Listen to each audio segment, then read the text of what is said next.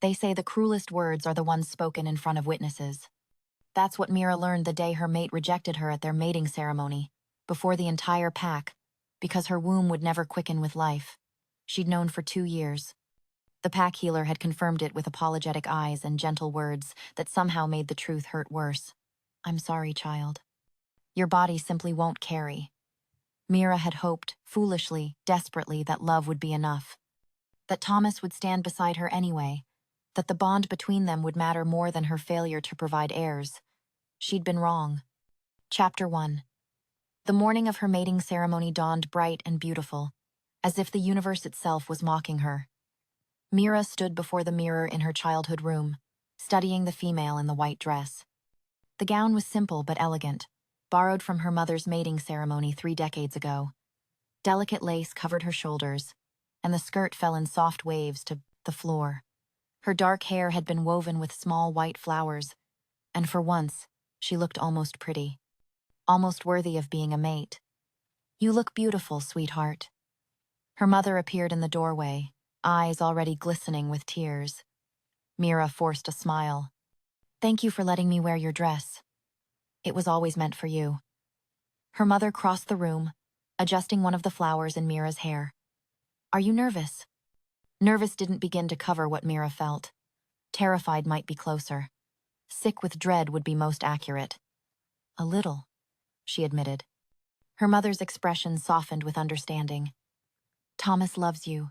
That's all that matters." Mira wanted to believe her. She'd told Thomas about her condition 3 months ago, the moment the healer confirmed there was no hope. He'd been quiet at first, his jaw tight with barely contained emotion. Then he'd pulled her close and sworn it didn't matter. "We'll figure it out," he'd said. "Maybe adoption. Maybe we'll be enough for each other. I don't care about heirs as much as I care about you." The words had been everything she needed to hear. She'd clung to them through every whispered conversation, every pitying glance from pack members who somehow already knew her secret. "It's time," her father called from downstairs. Mira's stomach churned. She pressed a hand to her abdomen, willing herself to stay calm. The ceremony was being held in the pack's central gathering space, a large clearing surrounded by ancient oak trees. As the daughter of the Beta, Mira's mating was considered an important pack event. Everyone would attend, everyone would witness. When she arrived with her parents, the clearing was already full. Pack members lined the edges, dressed in their finest clothes. Children darted between adults, their excitement palpable. At the front, beneath an arbor woven with fresh greenery, stood the Alpha, a stern man in his 60s who'd led their pack for 30 years. And beside him, looking devastatingly handsome in a black suit, stood Thomas. Mira's breath caught. Even after 2 years together, the sight of him still made her heart race. Thomas was everything an Omega could want in an alpha mate. Strong, handsome, from a good family. His father served as one of the pack's lead warriors. Thomas himself had proven his worth in countless ways, protecting their borders, leading successful hunts, earning the respect of both his peers and his elders. He'd chosen her. Out of all the available females in their pack, he'd chosen Mira. Or he had, until 3 months ago. As Mira began her walk down the makeshift aisle, Thomas's eyes found hers. For one brief moment, she saw warmth there, the same affection she'd grown accustomed to over the past 2 years. Then his expression shifted, closed. Something hard and resolved settled over his features. Mira's steps faltered. Her father's hand at her elbow steadied her, urging her forward. The walk felt endless.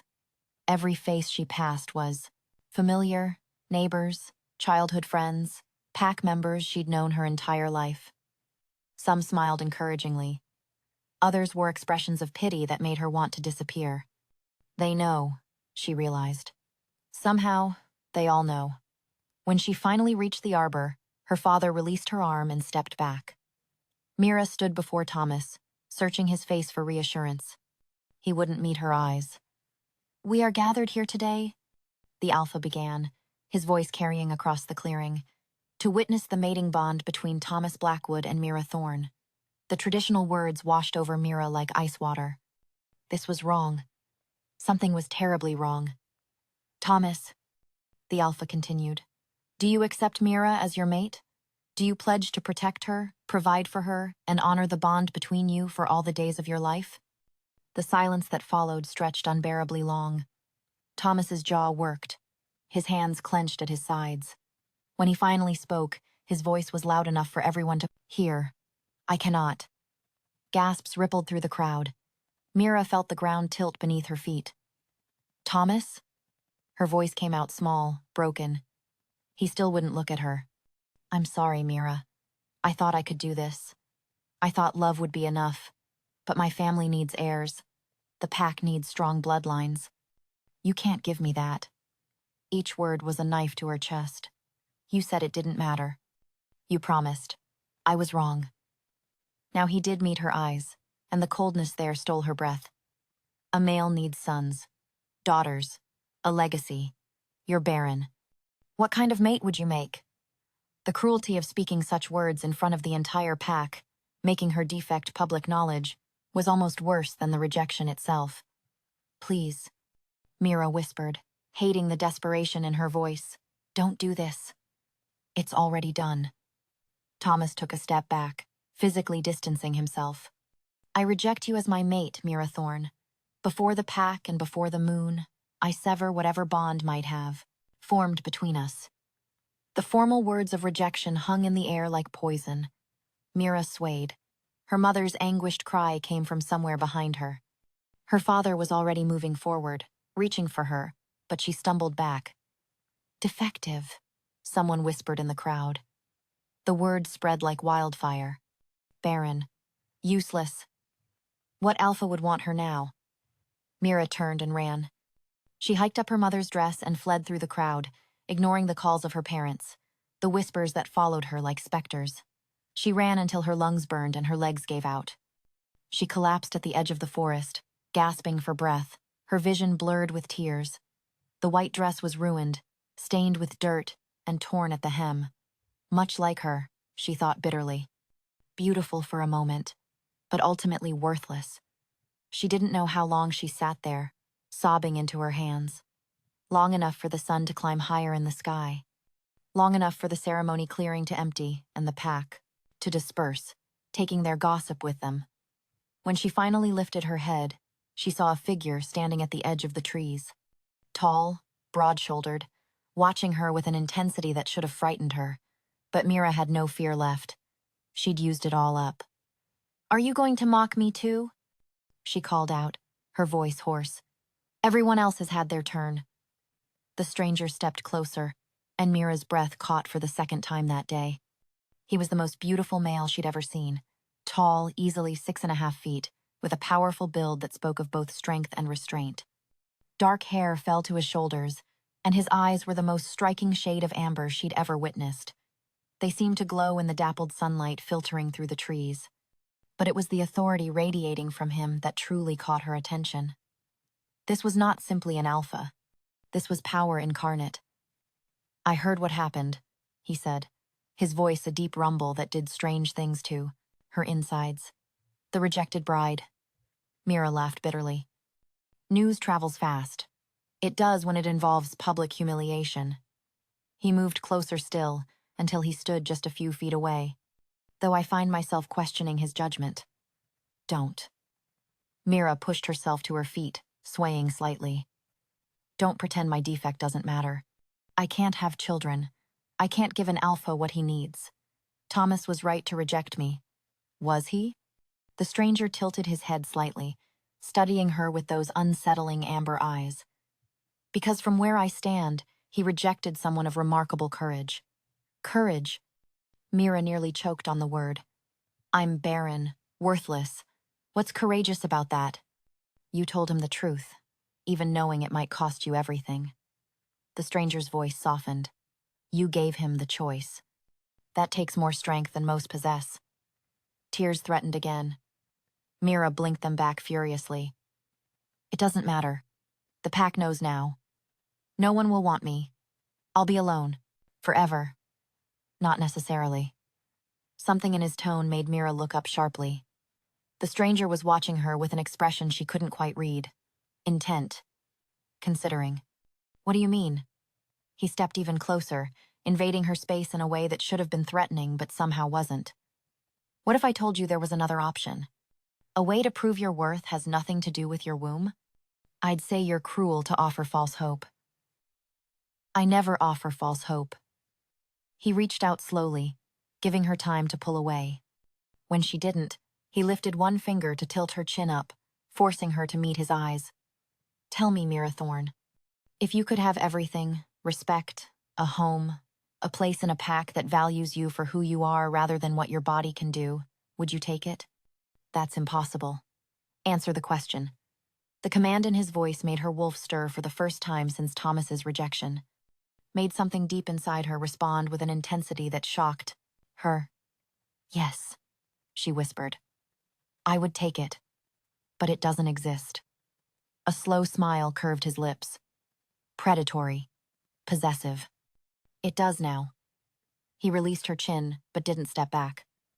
I'm Darius Stormclaw, Alpha King of the Northern Territories, and I'm claiming you as my mate. Chapter 2. Mira stared at the mail before her, certain she'd misheard. You're… what? Claiming you. Darius Stormclaw, the Alpha King, her mind supplied uselessly, spoke as calmly as if he were discussing the weather. As my mate, if you'll have me. This is a joke. Mira took a step back, then another.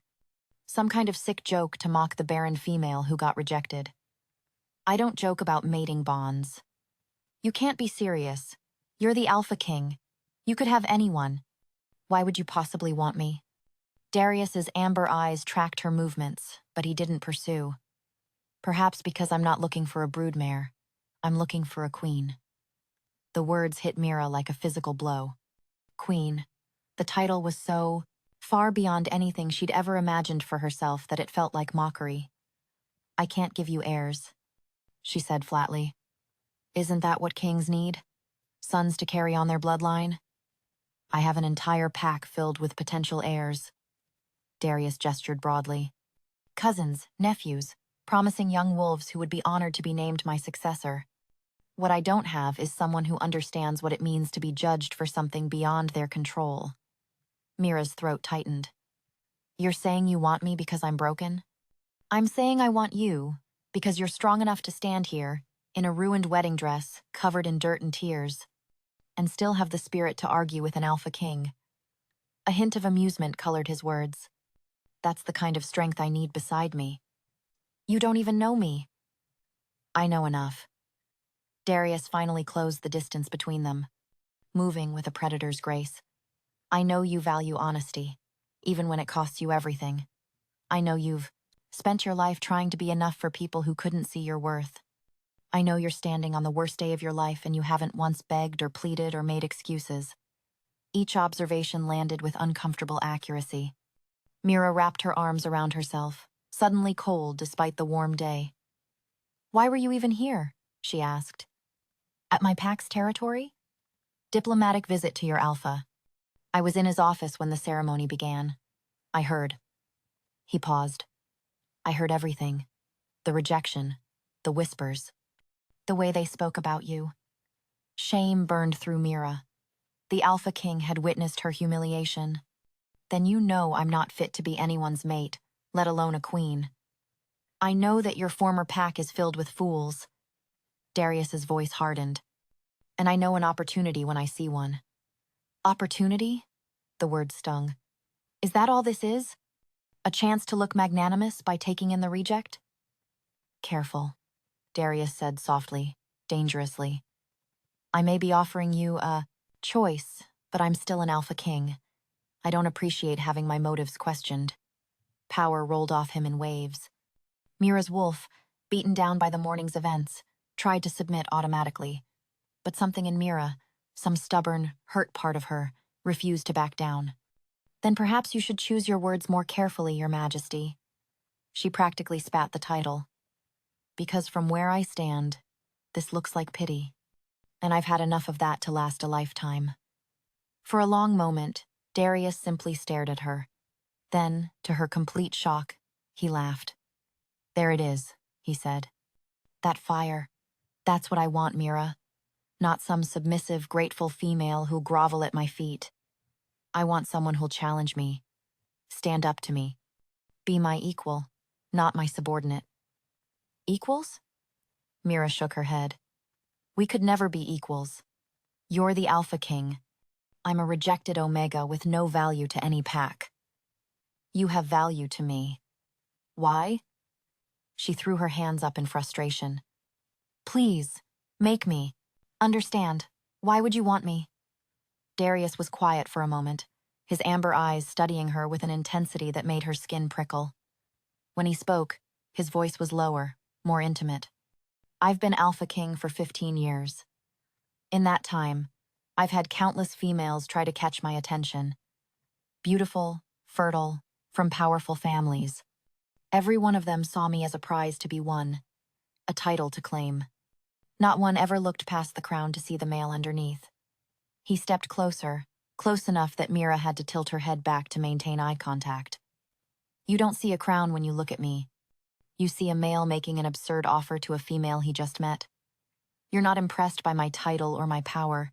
You're suspicious of my motives and unafraid to say so. Do you have any idea how rare that is? That doesn't explain why you'd want to mate me. Doesn't it? Darius reached out again, this time brushing a strand of hair from her face with surprising gentleness. I need a queen, who won't be swayed by politics or power plays. Someone who values truth over comfort. Someone who understands pain and won't use their position to cause it in others. His words stirred something in Mira's chest. Hope, dangerous, and terrifying. And the fact that I'm barren truly doesn't matter to you? I won't lie and say children mean nothing to me, Darius said honestly. But they're not everything. I've watched too many matings fall apart because they were built on nothing but the need for heirs. I want something more substantial than that. What if I can't give you even that? Mira's voice broke. What if I can't be what you need? Then we'll figure it out together. Darius cupped her face in both hands, forcing her to hold his gaze. I'm not asking you to be perfect, Mira. I'm asking you to be mine. The possessiveness in that last word sent a shiver down her spine. Not of fear, but of something far more complicated. This is insane, she whispered. Probably. A hint of a smile touched his lips. But I found that the best decisions often are. What do you say, Mira Thorne? Will you be my queen? Mira's mind raced. This morning, she'd been preparing to mate Thomas, believing she was lucky to have anyone who'd accept her despite her flaw. Now, she stood in a ruined dress, rejected and humiliated, being offered a chance to become queen to the most powerful alpha in all the territories. It was madness. Impossible. Everything about this situation defied logic. And yet, what did she have to lose? Her reputation was already destroyed. Her pack would never see her as anything more than the defective female who drove away her mate. She could spend the rest of her life trying to prove her worth to people who'd already decided she had none. Or she could take a chance on this strange, intense male who claimed to want her exactly as she was. If I say yes, she began slowly. What happens next? We leave. Today. I take you to my territory. We complete the mating, ceremony properly, and you begin your life as my queen. My family can visit whenever they wish, or move to my territory if they prefer. Darius's hands remained gentle on her face. I won't separate you from those you love. But I won't allow them to treat you as less than you are either. The consideration in his words, the way he anticipated her concerns, made Mira's throat tight. One condition, she said. Darius raised an eyebrow. You're negotiating with an Alpha King? You said you wanted someone who'd stand up to you. A slow smile spread across his face. So I did. What's your condition? I want to see Thomas one more time. I want him to know that rejecting me was the worst mistake of his life. The smile turned predatory. Done. Anything else? Mira took a deep breath, steadying herself for the leap she was about to take. Just one question. Do you promise this isn't pity? That you're not offering this because you feel sorry for me? I promise. Darius leaned closer, until his forehead nearly touched hers. I'm offering this because from the moment I heard your voice in that clearing, Something in me recognized something in you. Call it fate. Call it instinct. Call it whatever you want. But I know, with absolute certainty, that you were meant to be mine. The conviction in his voice left no room for doubt. He believed what he was saying, even if Mira couldn't quite believe it herself yet. Then yes, she whispered. I'll be your queen. Darius's eyes flashed with triumph, and something darker, more primal. Say it properly. I accept you as my mate, Darius Stormclaw. I accept your claim, and offer mine in return. The formal words felt strange on her tongue. Powerful, binding. Good. Darius's voice dropped to a rumble that made her wolf whine with anticipation. Now let's go remind your former pack exactly what they let slip through their fingers. Chapter 3. Darius's hand was warm and solid as he led Mira back through the forest toward her pack's territory. She was acutely aware of how she must look. Wedding dress torn and stained, hair disheveled, face blotchy from crying. Not exactly queenly. But when she glanced up at Darius, he was looking at her as if she were the most precious thing he'd ever seen. Where are we going? She asked as they emerged from the trees. To collect your things and make an announcement. Darius's tone was casual, but there was steel underneath. I want your pack to understand exactly what they threw away today. Anxiety twisted in Mira's stomach. They're going to think I'm insane, or that you're taking advantage of me. Let them think what they want. Darius squeezed her hand. By the end of today, their opinions won't matter anymore. They walked through the packlands, past the houses and shops that made up the small community Mira had known her entire life. People stared openly, their expressions ranging from shock to horror to something that looked uncomfortably like gloating. Mira lifted her chin and kept walking. Her parents' house came into view, and Mira's steps faltered. My mother. She'll be devastated. She'll also want to know you're safe. Darius slowed his pace to match hers. And that you're making a choice, not running away.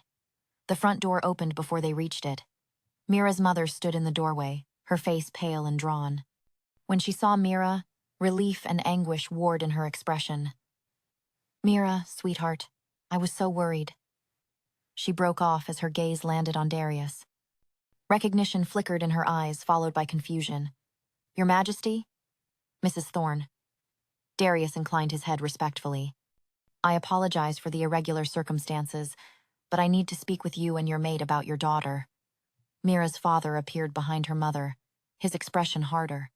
As Beta, he'd been forced to witness his daughter's public humiliation and been powerless to stop it. The shame and rage in his eyes made Mira's chest ache. Papa, she began, but he cut her off. What is the Alpha King doing here? His voice was tight with barely controlled emotion. Has something happened? May we come in? Darius asked, his tone making it clear it wasn't really a question. Minutes later, they sat in the small living room where Mira had grown up. Her mother had insisted on fetching tea, her hands shaking as she poured. Her father stood by the fireplace, arms crossed, radiating protective fury. I'll get straight to the point, Darius said. I'm claiming Mira as my mate. We'll leave for my territory within the hour. The teacup slipped from her mother's hands, shattering on the floor. What? Her father's voice was dangerous. You can't be serious. I assure you I am. Darius remained calm in the face of her father's anger. Mira has accepted my claim. I wanted to inform you personally and give her time to gather her belongings. You're taking advantage of her? Her father accused. She's vulnerable, humiliated. She's not thinking clearly. I'm thinking more clearly than I have in years. Mira stood, moving to stand beside Darius. The words came easier than she expected. Papa, I appreciate your concern, but this is my choice. Mira, you don't have to do this. Her mother's eyes were swimming with tears. You can stay here. We'll figure something out. You don't have to leave with a male you just met. A male who wants me exactly as I am, Mira said softly. Who doesn't see my barrenness as a defect? Who's offering me a future instead of pity? But you're going so far away. Her mother's voice broke. We'll never see you. You can visit whenever you wish. Darius interjected. In fact, I insist on it.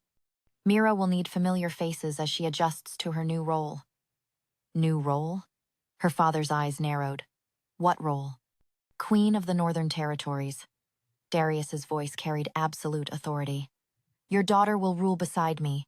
She'll want for nothing and be respected by all. I give you my word. The silence that followed was deafening. Queen, her mother finally whispered.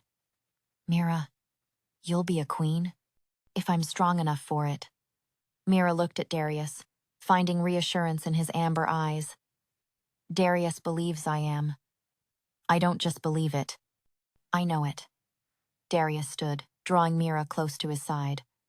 Your daughter has more courage in her smallest finger than most wolves possess in their entire being. She will be magnificent. The conviction in his words made Mira's throat tight with emotion. No one had ever spoken about her like that before, as if she were capable of greatness rather than merely acceptable. Her father studied Darius for a long moment, his beta instincts clearly warring with his paternal ones. Finally, he spoke. If you hurt her, if you treat her as Thomas did, I will challenge you myself, Alpha King or not. Papa, Mira gasped, but Darius smiled. I would expect nothing less from a father who loves his daughter. He met her father's gaze steadily. I give you my word, on my honor as Alpha King, that Mira will be cherished, protected, and valued for exactly who she is. Her worth to me has nothing to do with her ability to bear children. Something in her father's expression softened. Then you have my blessing, though I suspect you'd take her whether you had it or not. True, Darius admitted, but I'd prefer to take her with her family's support. Her mother was crying openly now. She pulled Mira into a fierce hug, holding her tight. I can't believe this is happening, she whispered. This morning I thought my heart would break seeing you rejected. Now you're going to be a queen. I'm terrified, Mira admitted quietly. Good. That means you understand the weight of what you're accepting.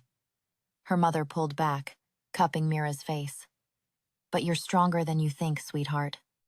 You always have been. The next hour passed in a blur. Mira packed her belongings with her mother's help, while Darius spoke quietly with her father. She could hear the packed-in line, murmur of male voices, probably discussing logistics and protections and all the formal details that came with a mating. There's something I need to tell you, her mother said suddenly as Mira folded a dress into her trunk. Mira looked up to find her mother's expression serious. The healer who told you that you were barren. She's not always right. Her mother's hands twisted together nervously. I'm not saying she's wrong about you, but she's made mistakes before. She told your Aunt Sarah the same thing, and Sarah went on to have 3 healthy cubs. Hope flared in Mira's chest before she ruthlessly suppressed it. Mama, don't. I can't afford to hope for something that probably won't happen. I'm just saying, don't let one healer's diagnosis define your entire life. Her mother took Mira's hands. You're going to be queen. You're going to have a mate who values you. That's more than most of us ever dream of. If children come, wonderful. If they don't, you'll still have a full, meaningful life. Tears pricked Mira's eyes. Thank you, Mama. And Mira? Her mother's voice dropped. The way that male looks at you. I've never seen anything like it. He watches you like you're the only wolf in the entire territory. That's not pity. That's something far more powerful.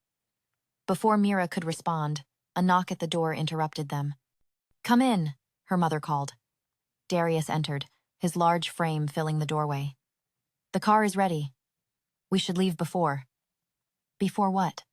A cold voice interrupted from behind him. Mira's blood ran cold. She knew that voice. Thomas pushed past Darius into the room, his expression twisted with emotions Mira couldn't read. Behind him, several other pack members crowded the doorway, drawn by the commotion. Is it true? Thomas demanded. You're leaving with the Alpha King? Yes. Mira lifted her chin, refusing to show weakness. I'm going to be his mate. His queen. Something flickered in Thomas's eyes. Regret, maybe. Or just wounded pride. Mira, don't be ridiculous. You're upset about this morning, and rightfully so. But you can't just run off with a stranger. He's not a stranger. He's my mate. The words came easier this time, more certain. He claimed me, and I accepted. You can't possibly want this. Thomas stepped closer, and Darius moved to intercept.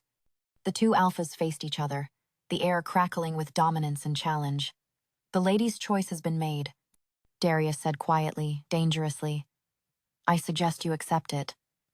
She's not thinking clearly. I rejected her hours ago. She's being impulsive. Impulsive?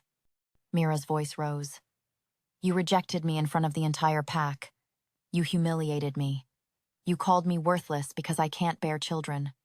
And now you have the audacity to suggest I'm the one not thinking clearly? Mira, no. She moved to stand beside Darius, drawing strength from his solid presence. You made your choice this morning, Thomas. Now I'm making mine. And my choice is a male who sees my value, who wants me exactly as I am, who isn't ashamed to claim me in front of anyone. She turned to face the growing crowd at the door. Half the pack seemed to be there now, drawn by the drama. I'm leaving, she announced, her voice carrying. I'm going to the Northern Territories as Maid and Queen to Alpha King Darius Stormclaw. Anyone who has a problem with that can take it up with him. Darius's hand found the small of her back, a gesture of both support and possession. Well said, little wolf. Thomas's face had gone red. You're making a mistake. No, Darius said, his voice dropping to a growl. You made the mistake. You rejected a treasure because you were too blind to see her worth.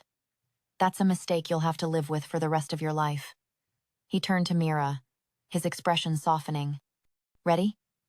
Mira took one last look around the room, at her parents standing together, at Thomas's stricken face, at the pack members whispering and staring. I'm ready. Darius took her hand, and together they walked through the crowded doorway. The pack members parted before the Alpha King, their eyes wide with shock and speculation. A sleek black car waited outside, far more luxurious than anything Mira had ever ridden in. Darius's driver opened the door, bowing respectfully. Your Majesty. My lady, my lady. The title sent a thrill through Mira. Before she could climb in, Darius pulled her back. One moment. He turned to face the crowd that had followed them outside. His voice, when he spoke, carried the weight of absolute authority. Let it be known throughout all territories that Mira Thorne is under my protection. She is to be treated with the respect due to the mate of the Alpha King. Any wolf who shows her disrespect will answer to me personally. The formal declaration sent ripples through the crowd. This wasn't just a claiming. It was a public statement of her worth, witnessed by her entire pack. Mira's throat tightened with emotion. Darius met her eyes, and she saw the promise there. He would protect her, value her, never let anyone make her feel less than again. Thank you, she whispered. Don't thank me yet. A hint of mischief entered his expression. Being queen isn't going to be easy. You'll have politics, protocols, and a castle full of wolves who'll be waiting to see if you're strong enough for the role. Sounds terrible, Mira said, but she was smiling. Absolutely awful, Darius agreed. He helped her into the car, then climbed in beside her. Ready to find out if you're brave enough? As the car pulled away from her packlands, Mira looked back one last time. She saw her parents on the porch, her mother waving with tears streaming down her face. She saw Thomas standing apart from the crowd, his expression unreadable. She saw her old life receding, making way for something new, terrifying, full of possibility. Mira leaned against Darius's solid warmth and smiled. I'm ready. Chapter 4. The Section 45 Laver. Drive to the Northern Territories took most of the day. Mira spent the first hour in tense silence, her mind racing with everything that had happened. She kept expecting to wake up and discover this was all some strange dream brought on by the trauma of rejection. But Darius remained solid and real beside her, occasionally pointing out landmarks as they drove through unfamiliar territory. Tell me about your pack, he said eventually. About your life before today. Mira glanced at him, surprised by the question. Why? Because you're going to be my mate. I want to know everything about you. The intensity in his gaze made her stomach flutter. There's not much to tell. I'm the beta's daughter. I trained as a healer until... She trailed off. Until they told you that you were barren, Darius finished gently. Yes. After that, the healing elder suggested I find a different path. She said it would be too painful, working with mothers and children when I couldn't have my own. Was she right? Mira considered the question honestly. I don't know. I never got the chance to find out. Thomas asked me to mate him a week later, and I spent the next 2 years focused on being a good mate, on trying to be worthy of him despite my defect. Stop calling it that. The command in Darius's voice made her look up sharply. His amber eyes were intense. Your inability to conceive is not a defect, Mira. It's a medical condition, one that doesn't define your worth as a wolf or a female. Easy for you to say. You're not the one who's broken. You're not broken. Darius caught her chin, forcing her to meet his gaze. Say it. I can't. Yes, you can. Say it, Mira. She swallowed hard. I'm not broken. Again. Like you mean it. I'm not broken. This time there was a hint of conviction in her voice. Good. Darius released her chin but kept his eyes on hers. We're going to work on that. On getting you to believe your own worth. Why does it matter so much to you? Because you're mine now. The possessiveness in his tone sent a shiver down her spine. And I take care of what's mine. That includes making sure you see yourself the way I see you. And how do you see me? Mira whispered. Darius leaned closer, his scent wrapping around her like a physical touch. Strong. Brave. Beautiful. Exactly what I need beside me. Before Mira could respond, the car crested a hill, and her breath caught. Spread out before them was the most magnificent sight she'd ever seen. A sprawling estate dominated the landscape, not quite a castle, but close. The main building was constructed of dark stone, 3 stories tall with towers at each corner. It was surrounded by extensive grounds, with smaller buildings scattered throughout. But it was the wolves that truly caught her attention. Dozens of them, moving through the grounds in both human and wolf form, training in an open field, working in gardens, going about their daily lives. Welcome to Stormclaw Keep, Darius said. Your new home. As the car approached, wolves stopped to watch. News of their arrival had clearly preceded them, because a crowd had gathered at the main entrance. Mira's anxiety spiked. They're all here to see me. They're here to meet their new queen. Darius took her hand. Remember, you don't have to earn their respect. You already have it by virtue of being my mate. But I have a feeling you're going to earn it all on your own anyway. The car stopped, and Darius's driver hurried to open the door. Darius exited first, then offered Mira his hand. She took a deep breath and stepped out into her new life. The crowd fell silent. Mira was acutely aware of how she must look, still in her torn, stained wedding dress, her hair a disaster, her eyes probably red from crying. Not exactly the picture of a regal queen. A woman stepped forward from the crowd. She was older, perhaps in her 60s, with silver streaking through her dark hair. Her bearing suggested authority and respect. Your Majesty, she said, bowing to Darius. Welcome home. Clara. Darius's voice warmed slightly. This is Mira Thorne, my mate and your new queen. Mira, this is Clara Whitmore. She manages the household and will help you adjust to your new role. Clara's sharp eyes assessed Mira from head to toe. Then, to Mira's surprise, the older woman smiled. Welcome, my lady. I can see you've had quite a day. Shall we get you settled and cleaned up? The formal introduction to the pack can wait until you're ready. The kindness in her voice made Mira's throat tight. Thank you. Clara will take care of you, Darius said. I need to meet with my council and handle some matters I've neglected today. I'll find you later. He lifted Mira's hand to his lips, pressing a kiss to her knuckles that made heat flood her cheeks. Don't let them intimidate you, he murmured, just loud enough for her to hear. You're exactly where you belong. Then he was gone, striding into the keep with several males falling into step behind him. Clara gestured for Mira to follow. Come, dear. Let's get you somewhere private. As they walked through the crowd, Mira felt dozens of eyes on her. Some curious, some skeptical, some outright hostile. Don't mind them, Clara said quietly. They're just surprised. His Majesty has never brought a mate home before. You'll have to forgive their shock. He said there were females who tried to catch his attention, Mira ventured. Oh, hundreds over the years. Clara led her into the keep and up a grand staircase. But he never gave any of them more than a polite dismissal. We'd begun to think he'd never choose a mate at all. They reached a set of double doors at the end of a long hallway.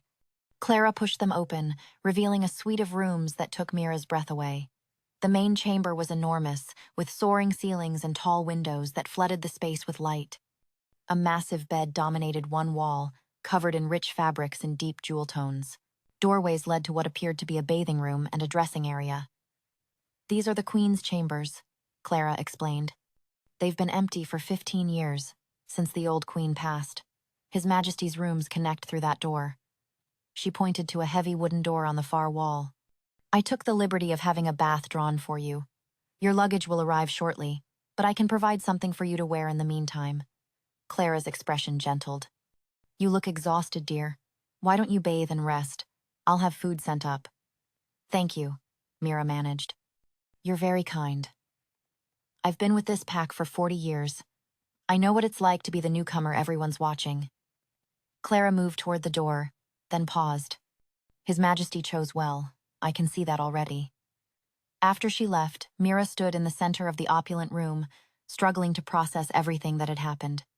This morning, she'd been preparing to mate Thomas in a small pack ceremony. Now she stood in a queen's chamber, mate to the most powerful alpha in all the territories. It was too much, too fast. Mira sank onto the edge of the bed, her hands trembling. What had she done? She didn't know how to be a queen. She didn't know Darius at all, really. She'd let herself be swept away by his intensity, his promises, his apparent certainty that she was meant for this role. But what if he was wrong? What if she failed? A knock at the door interrupted her spiraling thoughts. Come in, she called, expecting Clara or perhaps a servant with food. Instead, a young woman entered, probably close to Mira's own age. She was strikingly beautiful, with long auburn hair and a figure that would make any male look twice. So, you're the new queen, the woman said, her tone making it clear this was not a friendly visit. Mira straightened her spine. I am, and you are? Celine, I've been waiting for the Alpha King to choose a mate for 3 years. I thought I was finally making progress. Her green eyes raked over Mira's disheveled appearance with obvious disdain. I can't imagine what he sees in you. The words stung, but Mira refused to show it. She'd dealt with enough mean girls in her old pack to know how this worked. Perhaps you should ask him, she suggested coolly. Oh, I intend to. Celine moved closer, invading Mira's space. But first, I thought I should warn you. This pack doesn't need a weak queen. If you can't handle the pressure, it would be better for everyone if you left now, before you embarrass us all. Noted. Mira held her ground, even though her heart was pounding. Is that all? Celine's eyes flashed with anger at Mira's refusal to be cowed. Don't say I didn't warn you. This life will eat you alive. She swept from the room, leaving Mira alone once more.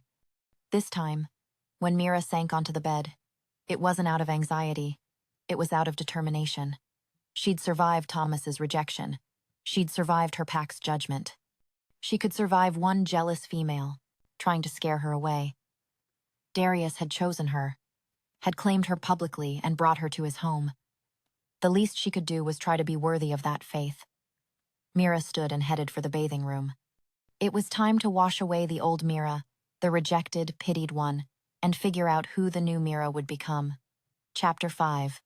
The bath was heaven. Mira sank into the steaming water, letting it wash away not just the dirt and tears from the day, but some of the bone-deep exhaustion as well.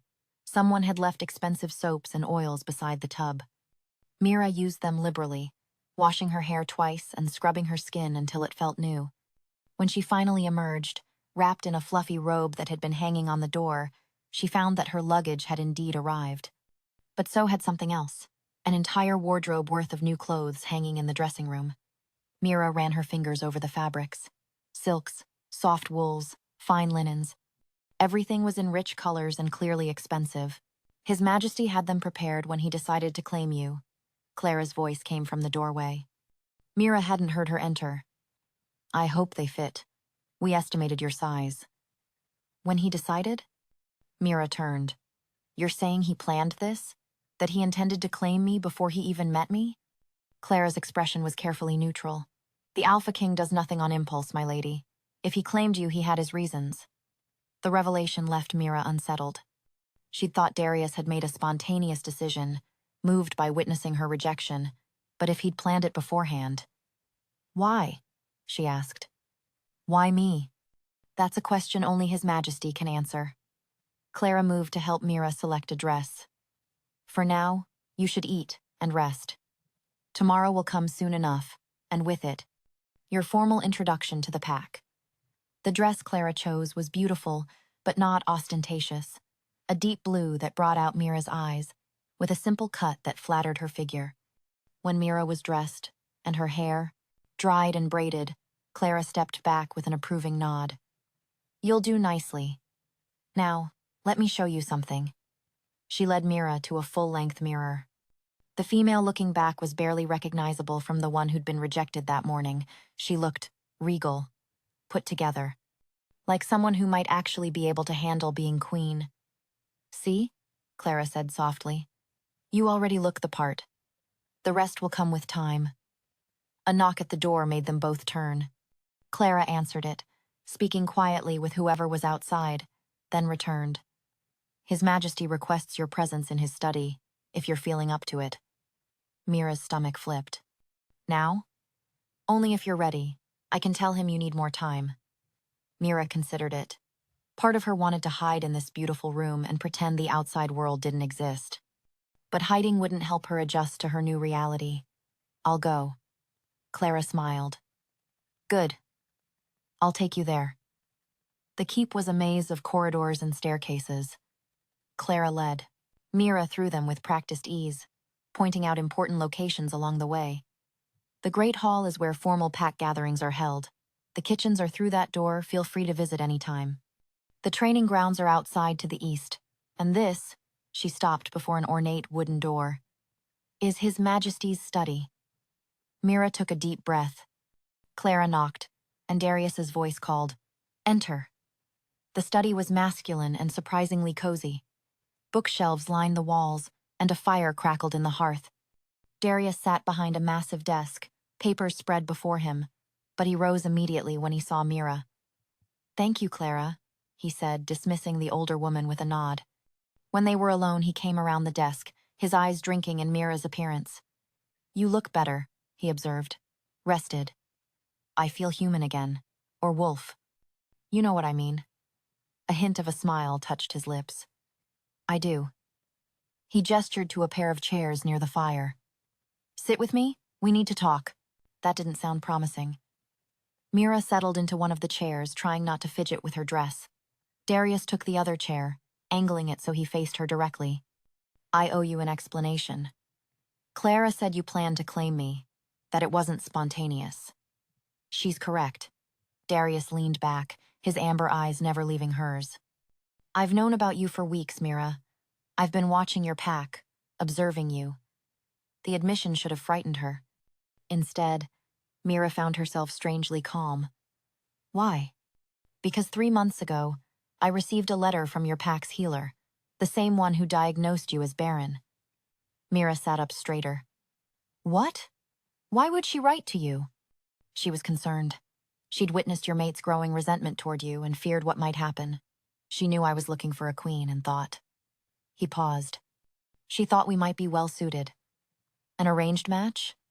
Mira couldn't keep the hurt from her voice. This entire time, you've been planning to claim me, and you didn't even know me? I didn't know you then, Darius agreed. But I made it my business to learn. I visited your pack, spoke with your alpha under the pretense of diplomatic business. I observed you from a distance, and everything I learned confirmed what the healer suggested. Which was that you were strong, kind, undervalued, and in need of someone who would see your worth. Darius leaned forward, his elbows on his knees. When I heard that Thomas planned to reject you at your mating ceremony, I made my decision. I would claim you publicly, in front of your entire pack, so there could be no question of your value. Mira's mind reeled. You let me think you were making a spontaneous choice. That you were moved by witnessing my rejection. I was moved by it, Darius said quietly. Watching that fool throw away something precious because he was too blind to see what he had, it enraged me. But you're right that it wasn't spontaneous. I'm sorry if you feel deceived. I don't know what I feel. Mira stood, pacing to the window. The grounds were beautiful in the fading light. You researched me, watched me, made plans for my life without my knowledge or consent. Yes. The simple admission made her turn. Darius remained in his chair, his expression open. I won't apologize for seeing your worth when no one else did, he said. But I should have been honest about how I came to know of you. That was unfair. Why didn't you tell me in the forest? Why let me think? Because you were in pain. Because you needed to feel chosen, not arranged. Darius stood, moving to join her at the window. I should have told you sooner. I'm telling you now because I don't want our mating built on deception, even a deception meant kindly. Mira studied his profile in the dim light. He was being honest now, at least. Risking her anger to give her the truth. What if I'm furious with you? She asked. Then you're furious. He turned to face her fully. I won't apologize for claiming you, Mira. But I will apologize for not being forthright about how I came to do so. If you want to be angry, I'll accept that. I should be angry, Mira said slowly. You manipulated the situation. You watched me without my knowledge. You made decisions about my future without consulting me. Yes to all of that. But you also saved me from a life of pity and isolation. You saw value in me when my own pack didn't.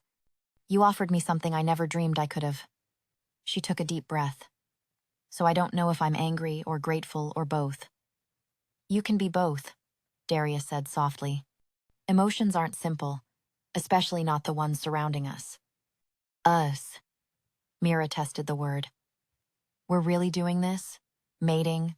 Becoming king and queen together? If you're still willing. For the first time, she heard uncertainty in his voice. I know this isn't what you imagined for yourself. If you want to leave, I won't stop you. I'll ensure you're taken care of.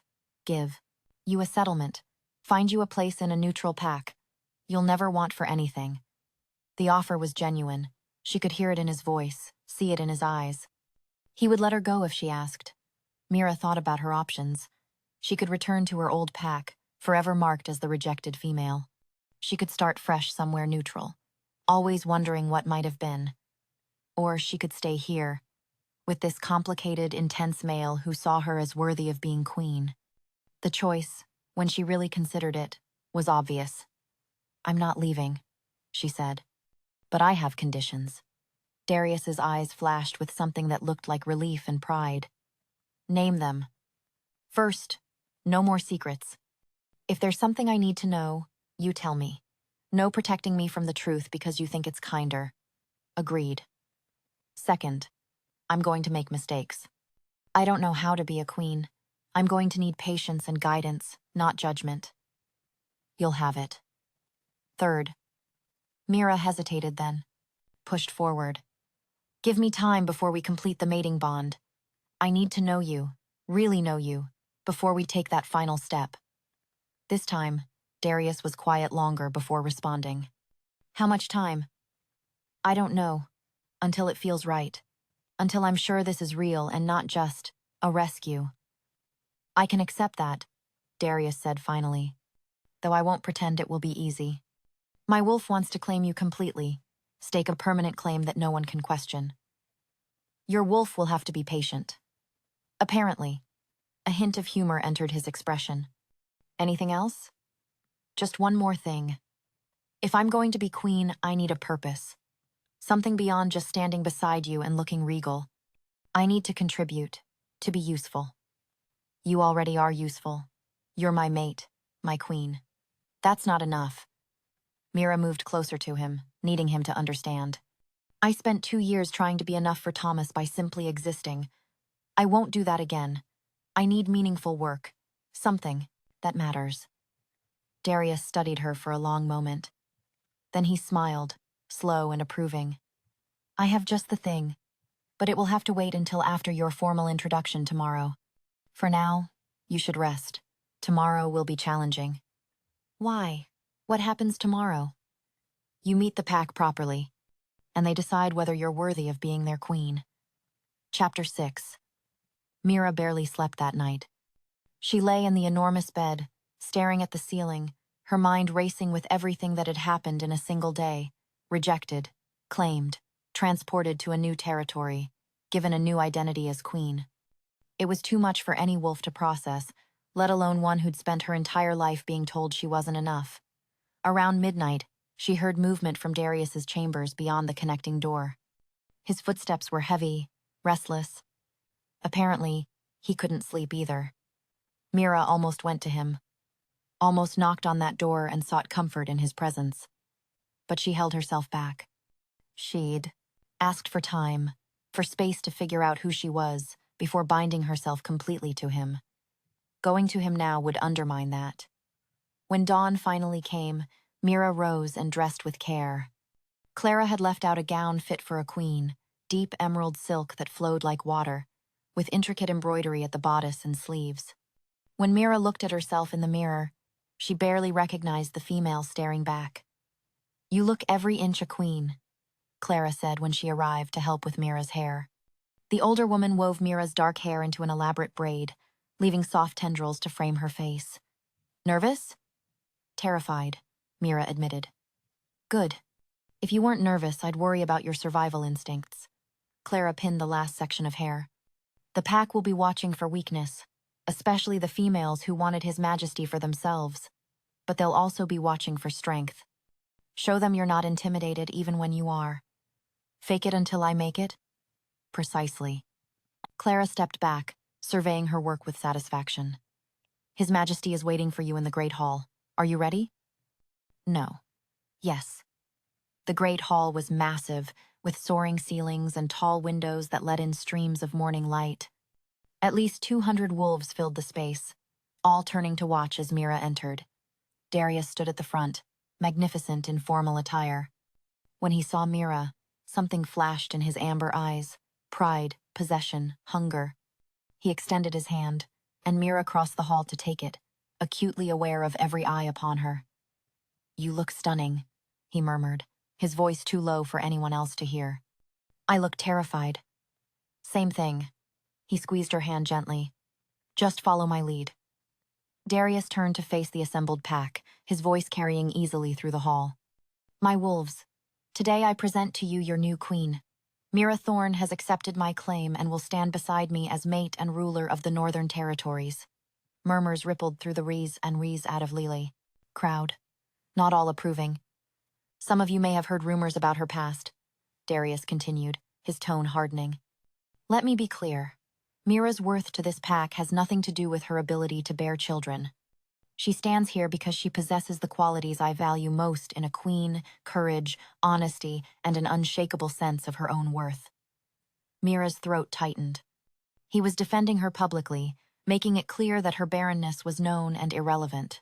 Any wolf who questions her right to this position questions my judgment, Darius said, his alpha authority rolling over the crowd like a wave. And I think we all know how well that ends. A few nervous chuckles broke the tension. Now, Darius's voice softened slightly, my queen would like to address you. He stepped back, leaving Mira alone at the front of the hall. This was it. Her chance to prove she could do this, or to fail spectacularly in front of everyone. Mira took a deep breath and lifted her chin. I won't. Pretend I'm not overwhelmed, she began, and was pleased to hear her voice didn't shake. Yesterday morning I was preparing to mate a male from my home pack. By evening, I was here, claimed by your Alpha King. It's been a lot.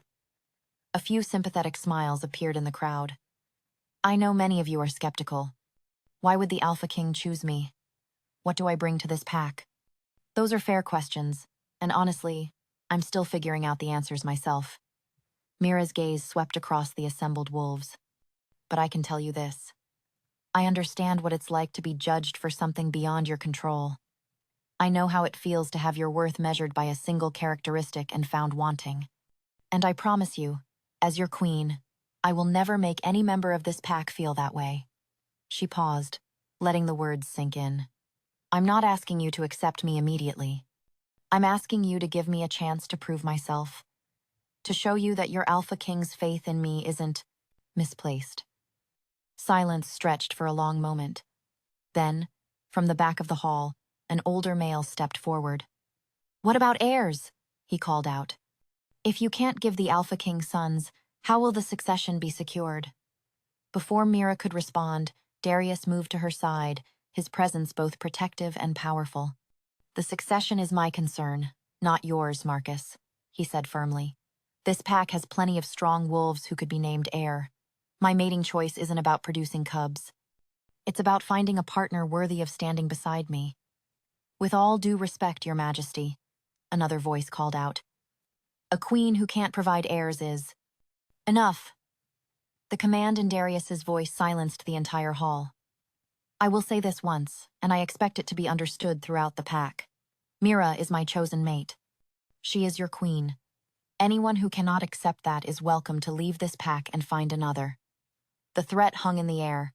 Leaving a pack was no small thing, especially the Alpha King's pack.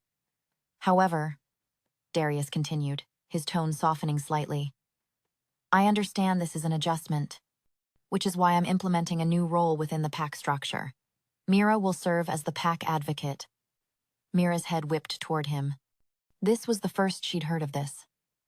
The pack advocate, Darius explained, will be responsible for hearing grievances from pack members, addressing concerns that might not rise to the level of requiring the Alpha King's attention, and ensuring that every wolf in this pack has a voice. Mira will hold regular meetings, mediate disputes, and work to improve the lives of all pack members. It was brilliant. He was giving her a real role, a way to contribute and prove her worth to skeptical pack members. My queen specifically requested meaningful work, Darius said, glancing at Mira with a hint of a smile. I believe this position will allow her to make a real difference in our pack, while also demonstrating the qualities that made his pack, me choose her. The murmurs this time were more positive. Wolves were nodding, considering. An older female stepped forward, her gray hair pulled back in a severe bun. And if she fails? If she proves unfit for the role? Then we'll find another position better suited to her skills, Darius said calmly. But I don't believe that will be necessary. Mira has already demonstrated more strength in a single day than most wolves show in a lifetime. The older female studied Mira with sharp eyes. We shall see. Yes, Mira said, meeting the woman's gaze steadily. You shall. The formal introduction concluded shortly after. Wolves began to disperse, though many lingered to speak in small groups, no doubt discussing their new queen. Darius drew Mira aside, into a small antechamber off the Great Hall. You did well, he said.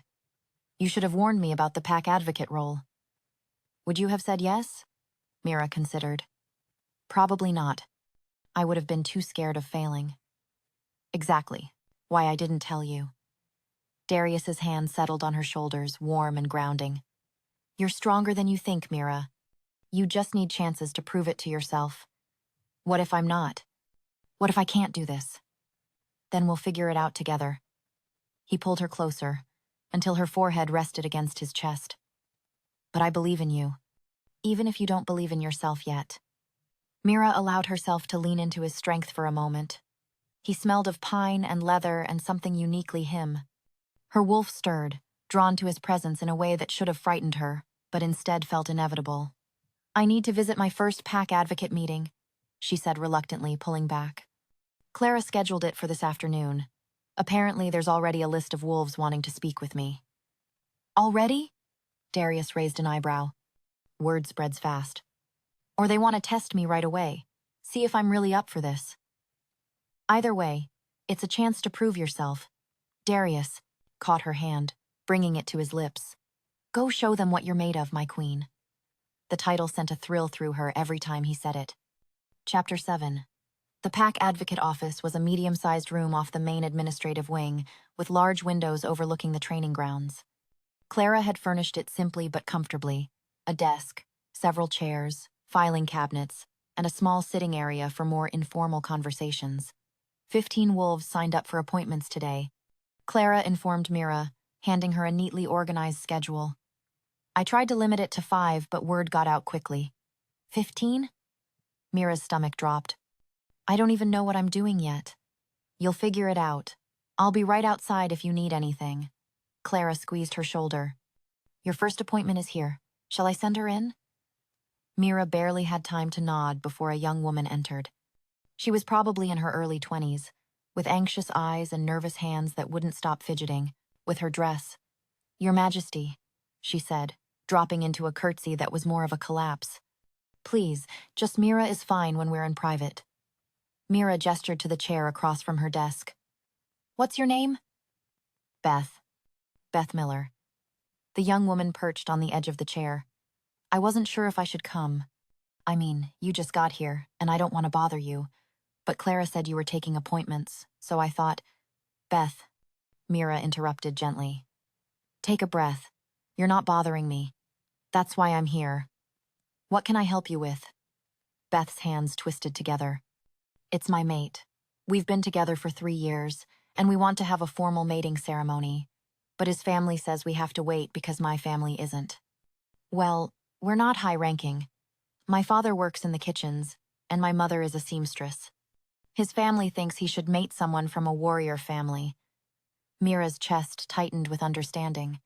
She knew what it felt like to be deemed unworthy. And what does your mate think? He wants to be with me. But his family controls his inheritance. If we mate against their wishes, they'll cut him off completely. Beth's eyes filled with tears.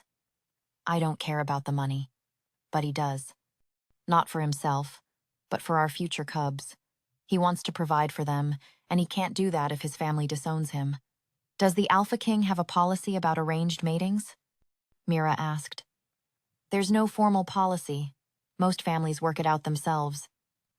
Then maybe it's time for a formal policy. Mira pulled out a piece of paper and began taking notes. Tell me everything. His family's specific objections, what they've said, any threats they've made. I want details. Over the next hour, Beth poured out her story. By the end, Mira had a clear picture of a family using their wealth to control their son's choices, and a young couple caught in the middle. Here's what we're going to do, Mira said. I'm going to draft a proposal for the Prabalda, Alpha King about pack matings. The core principle will be that wolves have the right to choose their mates, regardless of family approval. I'll also include provisions for financial support for young couples who are cut off by their families. Beth's eyes widened. You can do that? I can propose it. Whether it becomes pack law is up to the Alpha King, but I have a feeling he'll support it. Mira smiled. In the meantime, I want you to document everything his family says to you or your mate. Dates, exact words if you can remember them, witnesses if there were any. Can you do that? Yes, I can do that. Hope bloomed in Beth's expression. Thank you, Your Majesty. I didn't think anyone would listen. That's exactly why this position exists. So wolves like you have someone who will listen. After Beth left, Mira sat back in her chair, a strange sense of purpose filling her chest. This was what she needed. Not just to be queen in title, but to actually help her pack members. The next several appointments followed a similar pattern.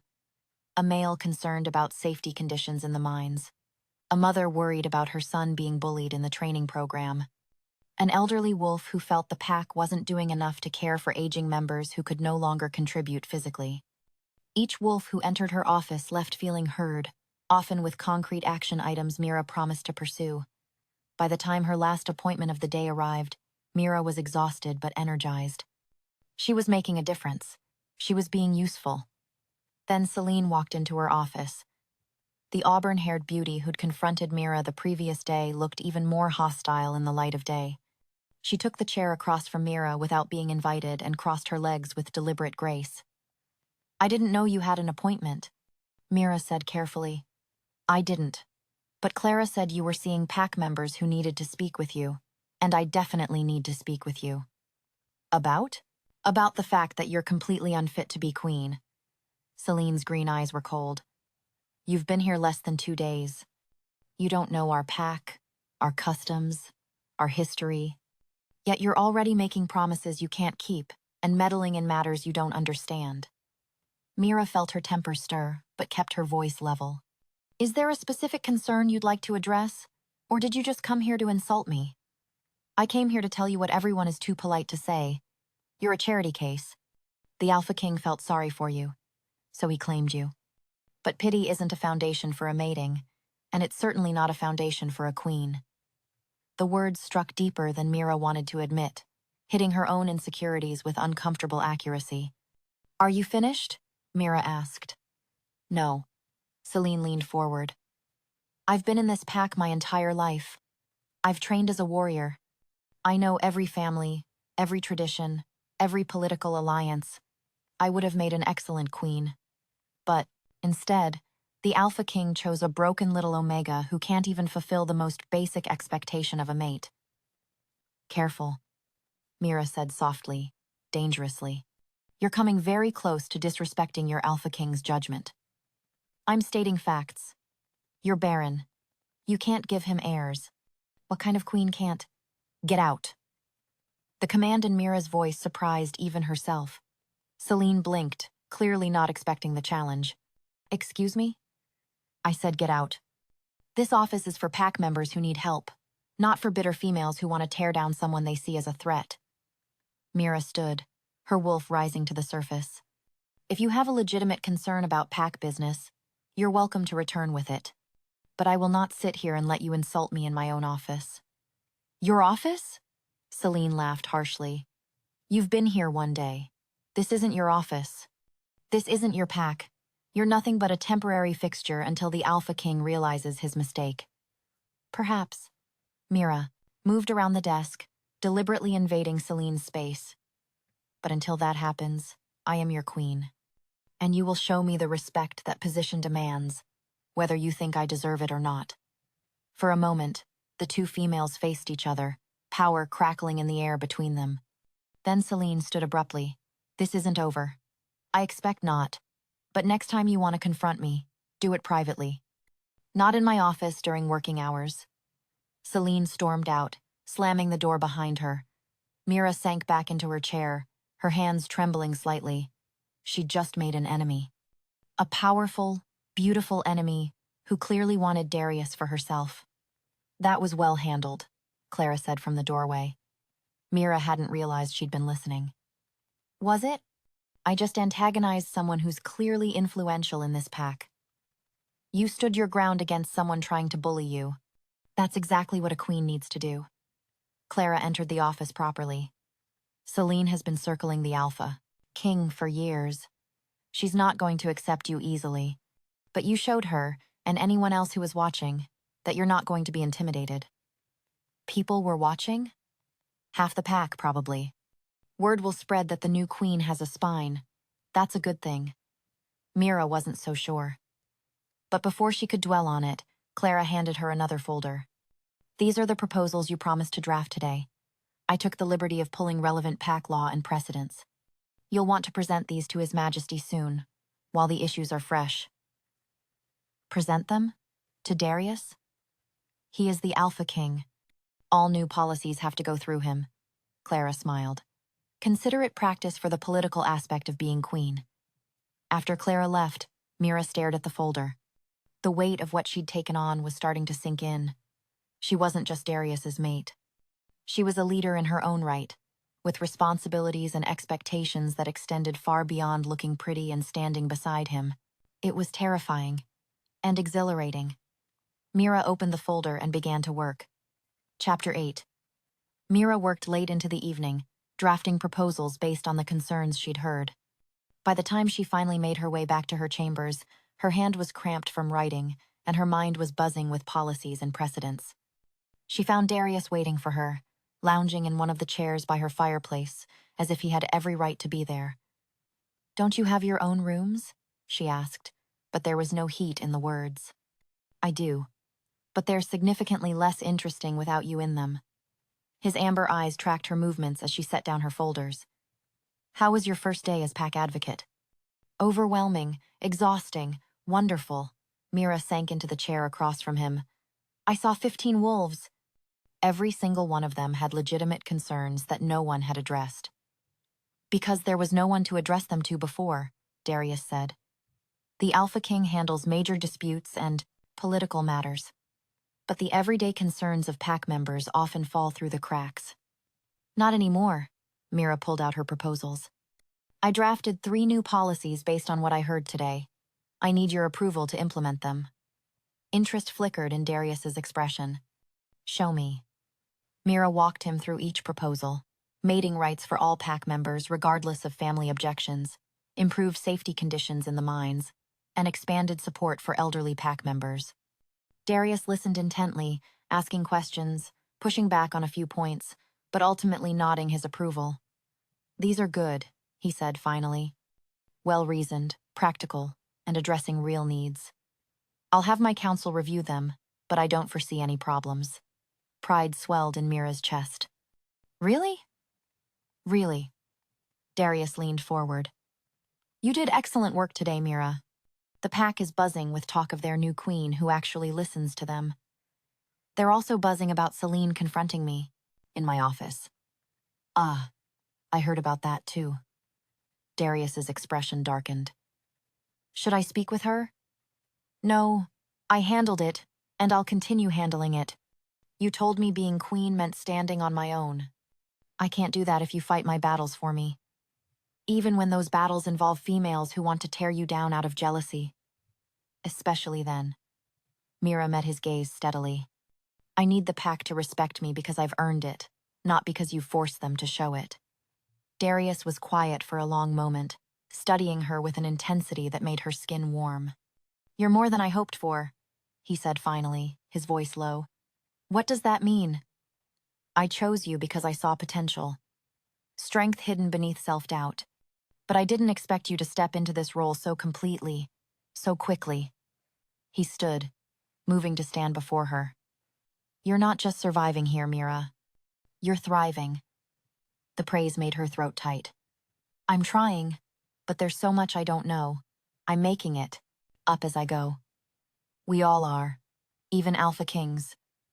Darius offered his hand, pulling her to her feet. Dance with me. What? There's no music. There doesn't need to be.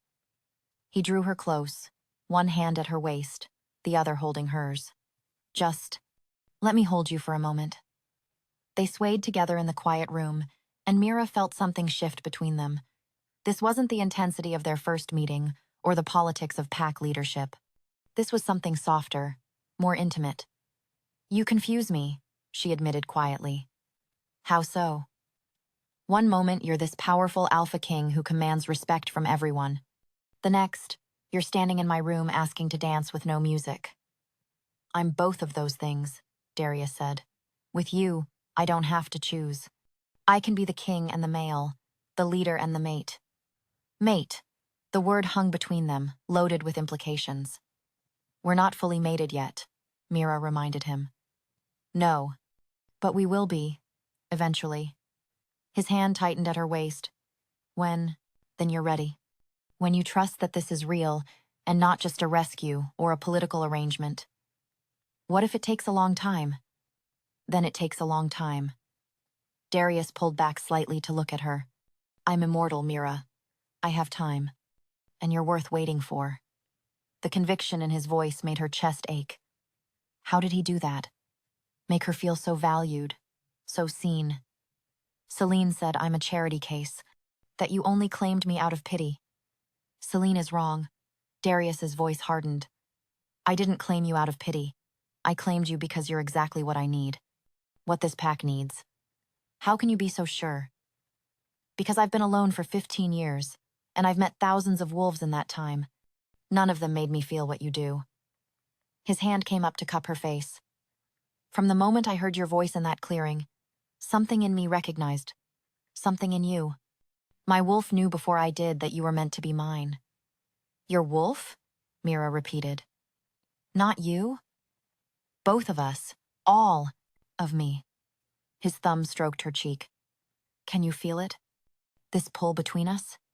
She could. Had been feeling it since the moment they met. a magnetic draw that defied logic or explanation. "I feel it," she whispered. "Good, because it's only going to get stronger." Darius leaned down slowly, giving her time to pull away.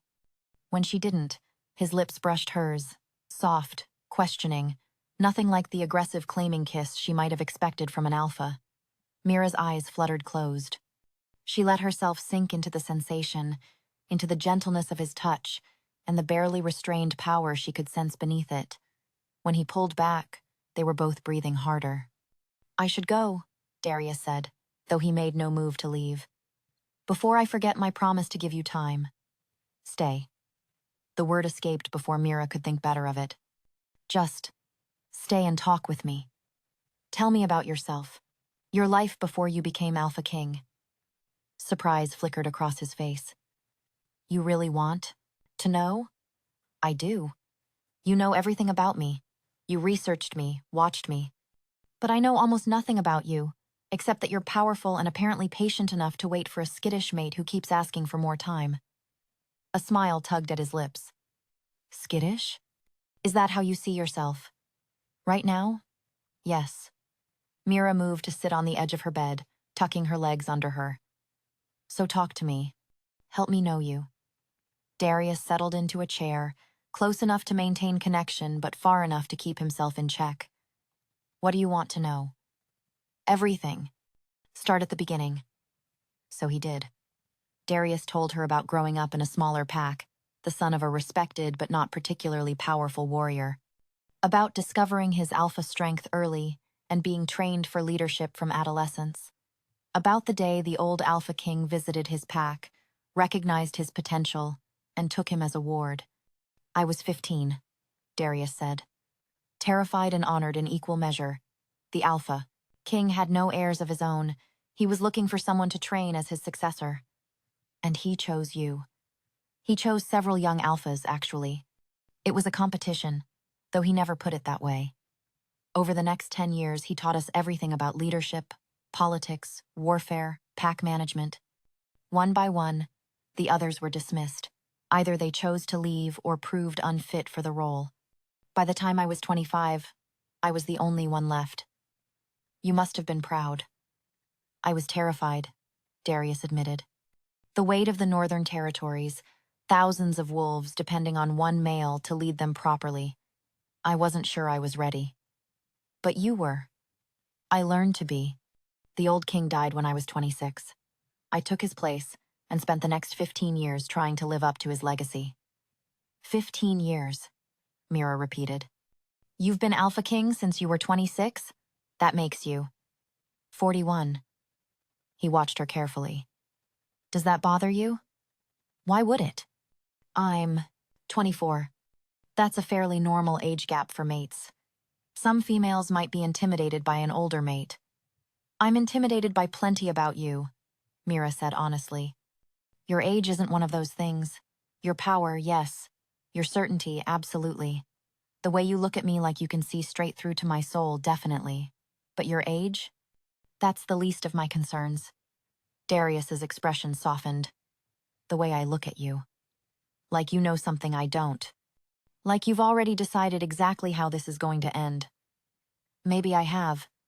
He leaned forward. "Maybe I know that eventually you're going to realize that this is exactly where you belong. That we were meant to find each other, regardless of how unconventional the circumstances. That's a lot of certainty for something that hasn't happened yet." "I told you. My wolf knew before I did, and wolf instincts are rarely wrong." They talked long into the night. Darius told her about the challenges of ruling such a large territory, the political alliances he'd had to forge and maintain, the threats he'd faced from outside packs who wanted to challenge his authority. Mira shared more about her own life, her childhood as the beta's daughter, her friendship with her sister who'd mated well and moved to another pack. Her dreams of being a healer before that path was closed to her. "I wanted to help people," she said, "to make a difference. Then the diagnosis came, and suddenly I was the one who needed help, the one everyone pitied. And now? Now I'm helping people again, just in a different way than I imagined." Mira smiled. "The pack advocate role. It feels right." like it's what I was always meant to do. Good, because you're brilliant at it. The praise made her glow. One day of appointments and you're already sure? I'm always sure when it comes to you. Darius stood, stretching. I should let you sleep. Tomorrow will be another full day. Mira walked him to the connecting door between their chambers. They stood in the doorway, neither quite ready to separate. Thank you, Mira said. For tonight. For sharing yourself with me. Thank you for wanting to know. Darius brushed a strand of hair from her face. Sleep well, my queen. After he left, Mira lay in bed, her mind replaying their conversation. She was beginning to understand him, not just the powerful alpha king, but the male beneath the crown. The one who'd been alone for 15 years, leading a pack but never finding someone who made him want to share that burden. Until now. Until her. Mira fell asleep with a smile on her face, feeling more hopeful about the future than she had in years. Chapter 9. The next 3 weeks passed in a blur of activity.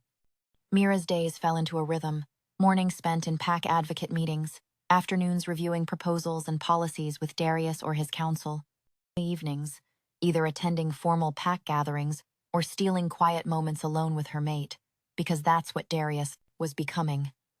Not just her king or her rescuer, but truly her mate. They'd established a pattern of spending time together each evening, talking, sharing meals, learning each other's quirks and habits. Darius would work on administrative tasks, while Mira read or drafted proposals. Sometimes they'd walk the grounds together, Darius pointing out pack landmarks and introducing her to key members. And always, there was the pull between them. The magnetic attraction that grew stronger with each passing day. Mira found herself thinking about him constantly. The way his amber eyes lit when he smiled. The rumble of his laugh. The gentle way he touched her, as if she were something precious. The barely restrained power she could sense beneath his carefully controlled exterior. Her wolf was restless, wanting to complete the mating bond. But Mira still held back, though she was less certain why with each passing day. You're falling for him, Clara observed one afternoon as she helped Mira prepare for a formal dinner. Is it that obvious? To anyone paying attention, yes. Clara adjusted Mira's dress, a deep burgundy that made her skin glow. The way you light up when he enters a room. How you seek him out in crowds. The fact that you actually blush when he compliments you, which he does constantly. Mira's cheeks warmed, proving Clara's point. I didn't expect this. I thought it would take longer to develop feelings. Why? Because your relationship started unconventionally? Clara secured Mira's hair with jeweled pins. Love doesn't follow timelines, dear. It happens when it happens. I didn't say love. You didn't have to. Clara met Mira's eyes in the mirror. You're in love with him. The question is, what are you going to do about it? Before Mira could answer, a knock at the door interrupted them. Enter, Mira called. A young messenger boy stuck his head in. Begging your pardon, Your Majesty, but you have a visitor. From your old pack. Mira's stomach dropped. Who? He says his name is Thomas Blackwood. He's asking to speak with you. The room tilted slightly. Thomas. Here. In her new home, her new life. Tell him Her Majesty will see him in the formal receiving room in 10 minutes. Clara interrupted. She looked at Mira. You need to face him eventually. Better to do it on your terms, in your territory, as a queen rather than a rejected Omega. Mira wanted to argue, but Clara was right. Running from Thomas would only give him power over her. Fine, 10 minutes, but I want Darius informed. Already done, Clara said. I sent word the moment the messenger arrived.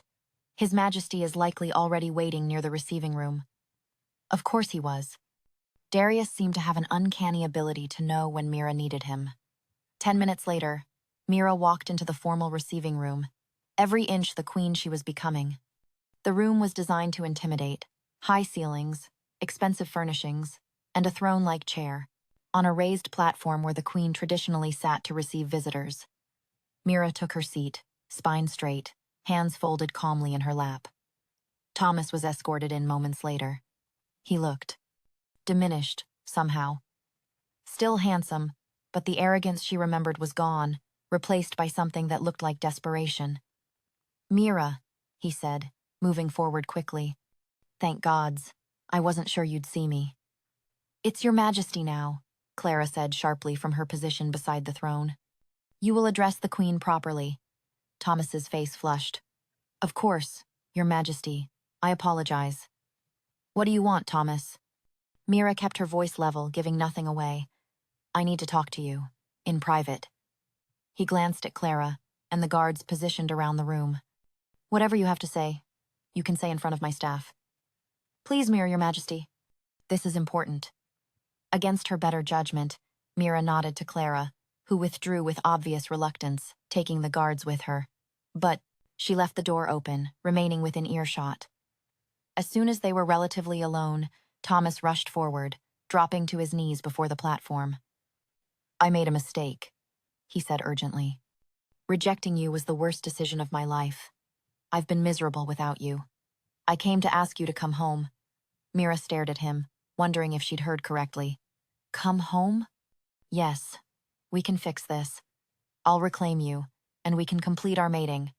Everything can go back to the way it was supposed to be." "The way it was supposed to be."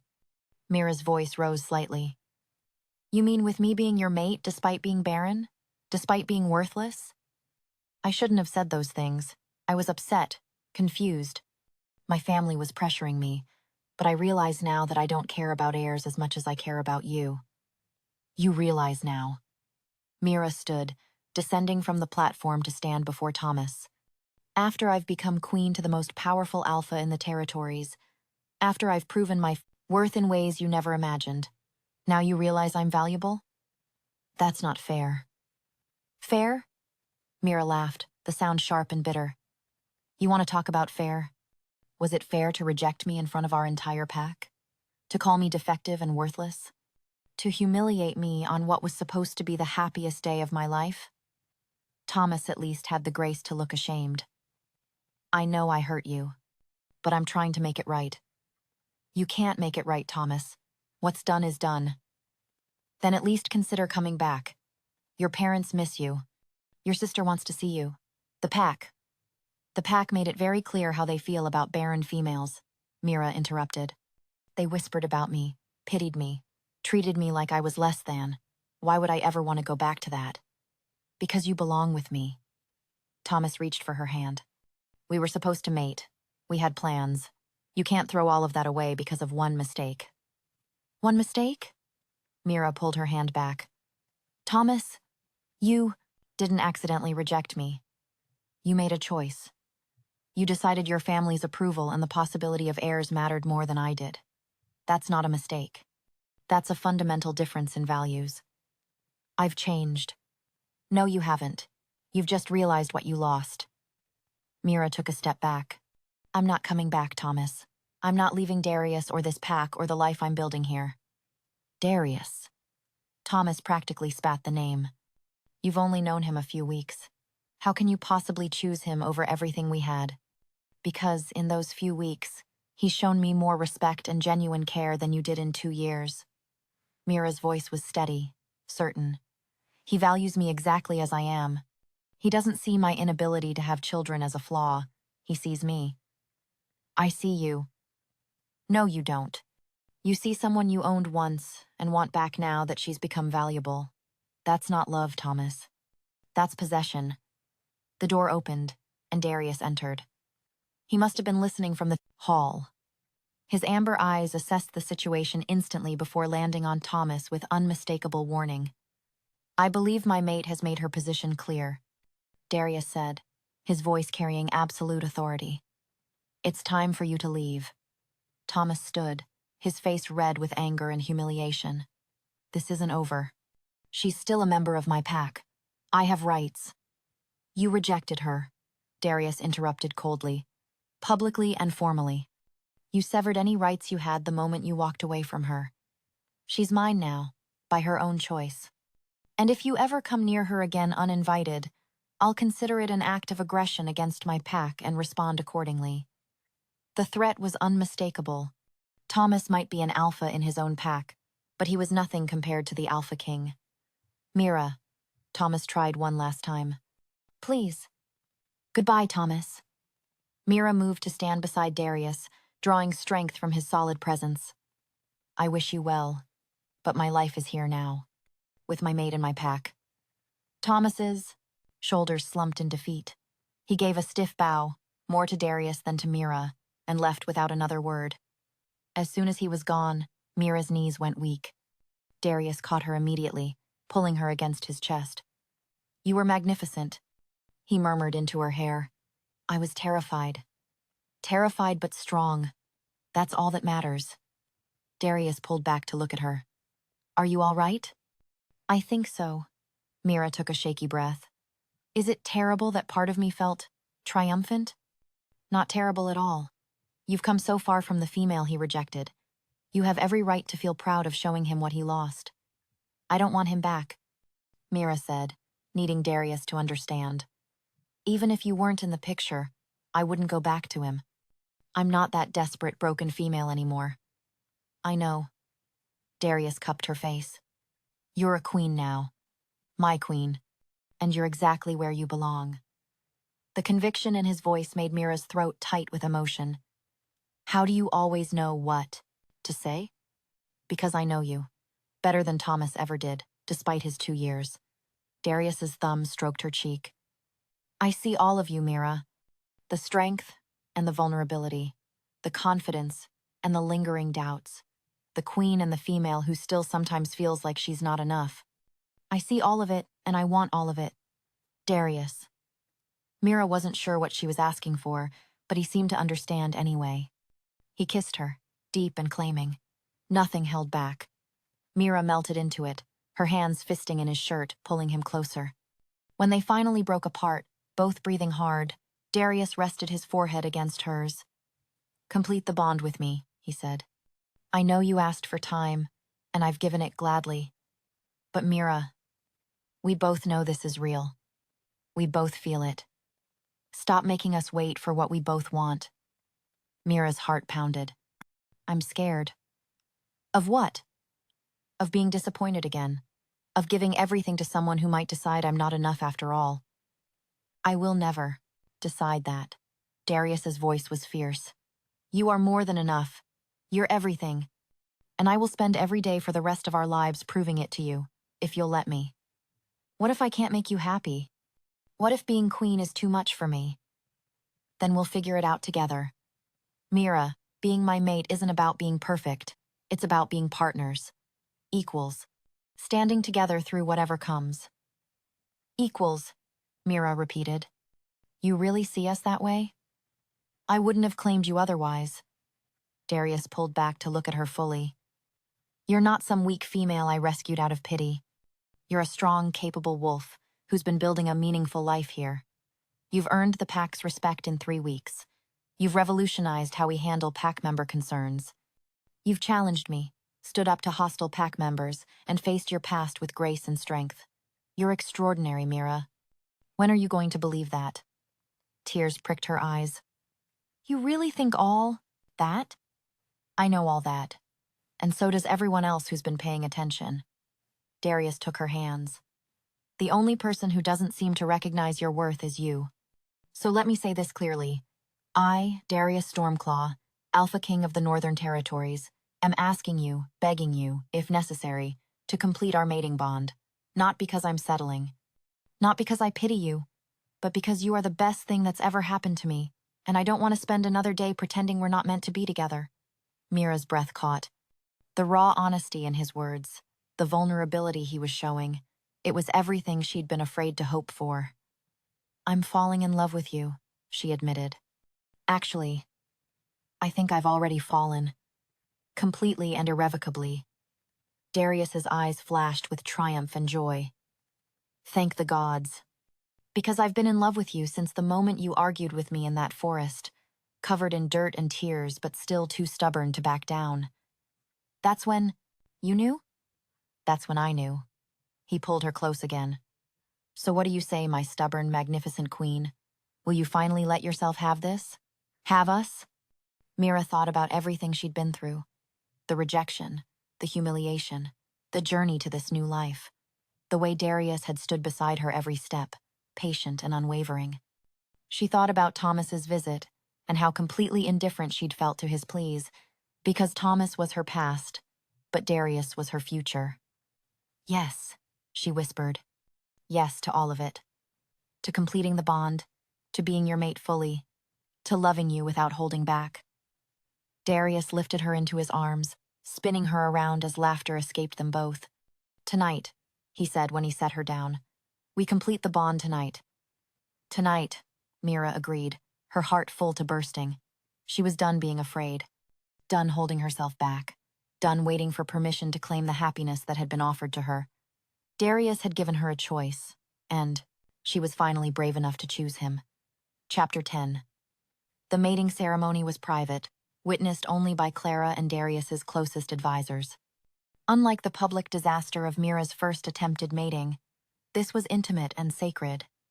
They stood in a small chapel within the keep, candlelight flickering across stone walls. Mira wore a simple white dress, nothing like the elaborate gown her mother had lent her. This dress was hers, chosen by her, representing this new life she'd built. Darius wore traditional mating attire, all black, his hair pulled back, his amber eyes never leaving hers. The ceremony itself was brief. The pack's elder, a woman who'd served 3 generations of Alpha Kings, led them through the traditional words. Do you, Darius Stormclaw, accept this female as your mate? Do you pledge to protect her, cherish her, and stand beside her for all the days of your life? I do, Darius said, his voice steady and sure. And do you, Mira Thorne, accept this male as your mate? Do you pledge to stand beside him, support him, and share both his burdens and his joys for all the days of your life? Mira met Darius's gaze, seeing the depth of emotion there. I do. Then by the power vested in me and witnessed by this pack, I declare you mated. May the bond between you be strong and true. The elder stepped back, and Darius pulled Mira close. His kiss was thorough, claiming, sealing the bond between them in a way that made Mira's wolf sing with joy. When they finally broke apart, Mira was breathless and glowing. Hello, wife, Darius murmured. Hello, husband. The words felt right, perfect. The witnesses congratulated them, Clara crying happy tears, before discreetly withdrawing to give the newly mated couple privacy. Darius led Mira back to their chambers, no longer separate rooms, but shared space. While Mira had been at the ceremony, staff had moved her belongings into Darius's larger suite. Nervous? Darius asked as they entered. Terrified. Mira admitted. This is significant. We don't have to complete the physical bond tonight. The ceremony is enough. I want to. Mira turned to face him. I'm nervous, but I want this. Want you. Something fierce flashed in Darius's eyes. You're sure? Instead of answering with words, Mira reached up to untie her dress. It fell away, leaving her in nothing but candlelight and courage. Darius's breath caught. Mira, make me yours, she whispered. Completely. No more waiting, no more holding back. Darius needed no further invitation. He crossed the space between them, lifting her into his arms and carrying her to the bed. What followed was a claiming in every sense of the word, passionate, intense, tender by turns. Darius worshipped every inch of her skin, whispering words of devotion between kisses. Mira responded with equal fervor, her hands exploring the powerful body she'd been aching to touch for weeks. When they finally came together fully, completing the physical bond, Mira felt something slot into place deep inside her. The mating bond, which had been forming gradually over the past weeks, suddenly blazed to life, a golden thread connecting her soul to Darius's. She could feel his emotions now, the fierce love, the possessive satisfaction, the joy at having finally claimed his mate completely. And he could feel hers, the wonder, the rightness, the absolute certainty that this was where she belonged. Afterwards, they lay tangled together, Mira's head on Darius's chest, his hand stroking her hair. I can feel you, Mira said softly. Inside my head, your emotions. The mating bond, Darius confirmed. It will settle over the next few days, become less overwhelming. But we'll always be connected now. I'll always know if you're in danger or distress. And I'll know the same about you. Yes. Darius pressed a kiss to her forehead. Thank you. For what? For taking a chance on me. On us. For being brave enough to let yourself be happy. Mira lifted her head to look at him. Thank you for seeing my worth when I couldn't. For giving me a chance to prove myself. For loving me exactly as I am. Always, Darius promised. I will always love you exactly as you are. They fell asleep, wrapped in each other, the mating bond humming contentedly between them. Chapter 11. The next 3 months were the happiest of Mira's life. She settled fully into her role as queen, the pack advocate position becoming not just her job but her passion. Wolves came to her with problems big and small, and she tackled each one with growing confidence and competence. Celine continued to be a thorn in her side, but Mira had learned to handle the other females' hostility with grace and occasional sharp words when necessary. Her relationship with Darius deepened with each passing day. They fell into an easy partnership, supporting each other's responsibilities while carving out private time to simply be together. Mira's parents visited twice, her mother crying happy, tears to see how well her daughter had adjusted. Even her father, initially skeptical of Darius's motives, had to admit that the Alpha King clearly adored his mate. Everything was perfect. Almost too perfect. Which is why Mira knew she shouldn't be surprised when the healer requested an urgent meeting. Sit down, Your Majesty, Healer Sarah said, her expression impossible to read. Mira's stomach dropped. What's wrong? Is it Darius? Is he... The Alpha King is fine. This is about you. Sarah pulled out a chart. I've been monitoring your health since you arrived, as is standard for all new pack members. I noticed some anomalies in your most recent tests. Anomalies? Mira's hand went to her stomach instinctively. What kind of anomalies? The kind that suggests the original diagnosis of infertility may have been incorrect. The room tilted. What are you saying? I'm saying, Your Majesty, that you're pregnant. About 6 weeks along, if my calculations are correct. That's impossible. Mira shook her head violently. I was told I could never conceive. Multiple healers confirmed it. Healers can be wrong. Or perhaps there was a specific medical issue that has since resolved itself. Or perhaps... Sarah hesitated. Perhaps the mating bond with a wolf as powerful as the Alpha King changed something in your body. It's not unheard of for true mate bonds to overcome fertility issues. Pregnant. Mira was pregnant. The news should have been joyous. Instead, panic flooded her system. Does anyone else know? She asked urgently. No one. I came to you first, as is proper. Don't tell anyone. Not yet. I need to process this. Sarah nodded, though concern flickered in her eyes. Of course, Your Majesty. But you'll need to inform the Alpha King soon. He'll notice changes in your scent within a few days, if he hasn't already. After the healer left, Mira sat in her office, her hands pressed to her still flat stomach, pregnant. With Darius's child. The heir everyone had said she could never provide. It should have been the happiest news of her life. So why did she feel so terrified? Because he married you thinking you were barren. An insidious voice whispered in her mind. He chose you because you couldn't give him children. What if that was the whole point?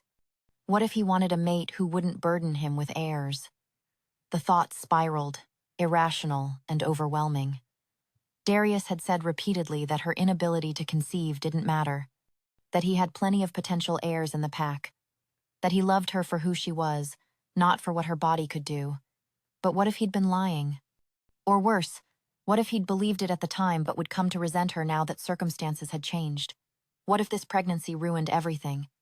Mira spent the rest of the day in a haze, avoiding Darius, easy enough with his busy schedule. But by evening, when he came looking for her, she couldn't hide anymore. There you are, he said, entering her office without knocking. I've barely seen you all day. Is everything... He stopped, studying her face. What's wrong? Nothing. I'm fine. Mira. Darius moved closer, his amber eyes concerned. I can feel your distress through the bond. What happened? I said I'm fine. She stood abruptly, moving to look out the window. Just a long day. She felt him come up behind her, his hands settling gently on her shoulders. Talk to me, he said softly. Whatever it is, we'll face it together. The kindness in his voice nearly broke her. Mira wanted to tell him, wanted to share the news and see his reaction, but fear kept the words locked in her throat. I need some time alone, she said instead. Please. Hurt flashed through the bond, but Darius stepped back. Of course, I'll be in my study if you need me. After he left, Mira sank into her chair and let the tears fall. Chapter 12. 3 days passed with Mira avoiding Darius as much as possible. She threw herself into pack advocate. Work, staying late in her office, skipping meals, finding excuses to sleep in the guest chambers instead of their shared bed. Darius bore it with patience she didn't deserve, giving her space while making it clear through the bond that he was there whenever she was ready to talk. But Mira wasn't ready. The longer she waited to tell him, the harder it became. On the 4th day, Clara cornered her in her office. Enough, the older woman said, closing the door firmly behind her. Whatever is going on between you and His Majesty, you need to fix it. It's complicated. Marriage usually is. Clara settled into a chair. But you don't avoid complicated things, Mira. You face them head on. That's what you've been doing since you arrived here. So what's changed? Mira was quiet for a long moment. Then, before she could think better of it, she blurted out, I'm pregnant. Clara's eyes widened.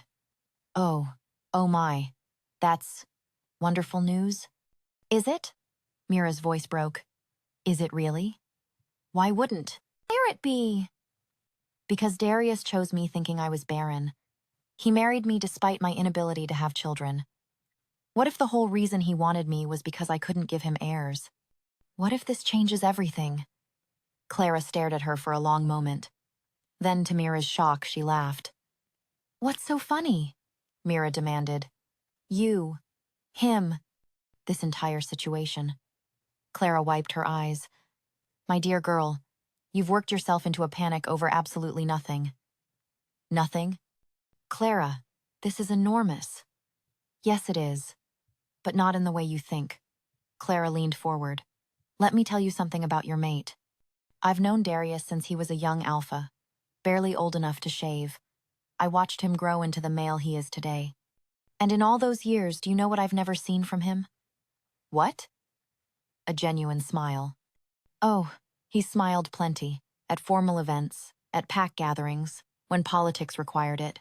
But a real smile, one that reaches his eyes and lights up his whole face? I never saw that, not until you. Mira's throat tightened. That male is desperately in love with you, Clara continued. He lights up when you enter a room. He watches you when he thinks no one is looking. He rearranges his entire schedule to steal a few minutes with you between meetings. And you think he's going to be upset about having a child with you? He said he didn't need heirs. He said he didn't need heirs to love you. That's very different from not wanting children at all. Clara's expression softened. Mira, you're letting your old insecurities cloud your judgment. You're not the rejected Omega anymore. You're a queen, his queen, and carrying his child is a blessing, not a burden. What if he resents me? What if he's over the moon with joy, and you're depriving him of that by hiding this news? The words hit Mira like a physical blow. Clara was right. She was so caught up in her own fears that she hadn't considered how Darius might actually feel. I've been an idiot, Mira said. Yes, but a forgivable one. Now go tell your mate that he's going to be a father before he loses his mind trying to figure out what he did wrong. Mira found Darius in their chambers. Sitting by the fireplace with a book he clearly wasn't reading, he looked up when she entered, hope and wariness warring in his expression. Mira, I need to tell you something, she said. Something important. But first, I need to apologize. I've been avoiding you, and that was wrong. You've been nothing but patient and kind, and I've been terrified, Darius finished. I can feel it through the bond. What happened? Whatever it is, we'll fix it. You can't fix this. Mira moved to stand before him. Because there's nothing to fix. It's good news. At least I think it is. I hope it is. You're not making sense. I'm pregnant. The words tumbled out in a rush. I'm about 6 weeks pregnant. The healer confirmed it. And I know you married me thinking I was barren. And I'm so sorry if this changes things between us. Or if you're upset, or if... Darius pulled her down onto his lap, silencing her with a kiss. When he pulled back, his amber eyes were blazing with emotion. Say that again, he demanded. Which part? The part where you're carrying my child. I'm pregnant. With your baby. Darius closed his eyes, his arms tightening around her. Thank the gods. You're happy? Happy? He looked at her incredulously. Mira, I'm ecstatic. Overjoyed. I can barely form coherent thoughts right now, because I'm so overwhelmed with joy. But you said you didn't need heirs. I didn't need them to love you. That was the point. I loved you regardless. But that doesn't mean I don't want children.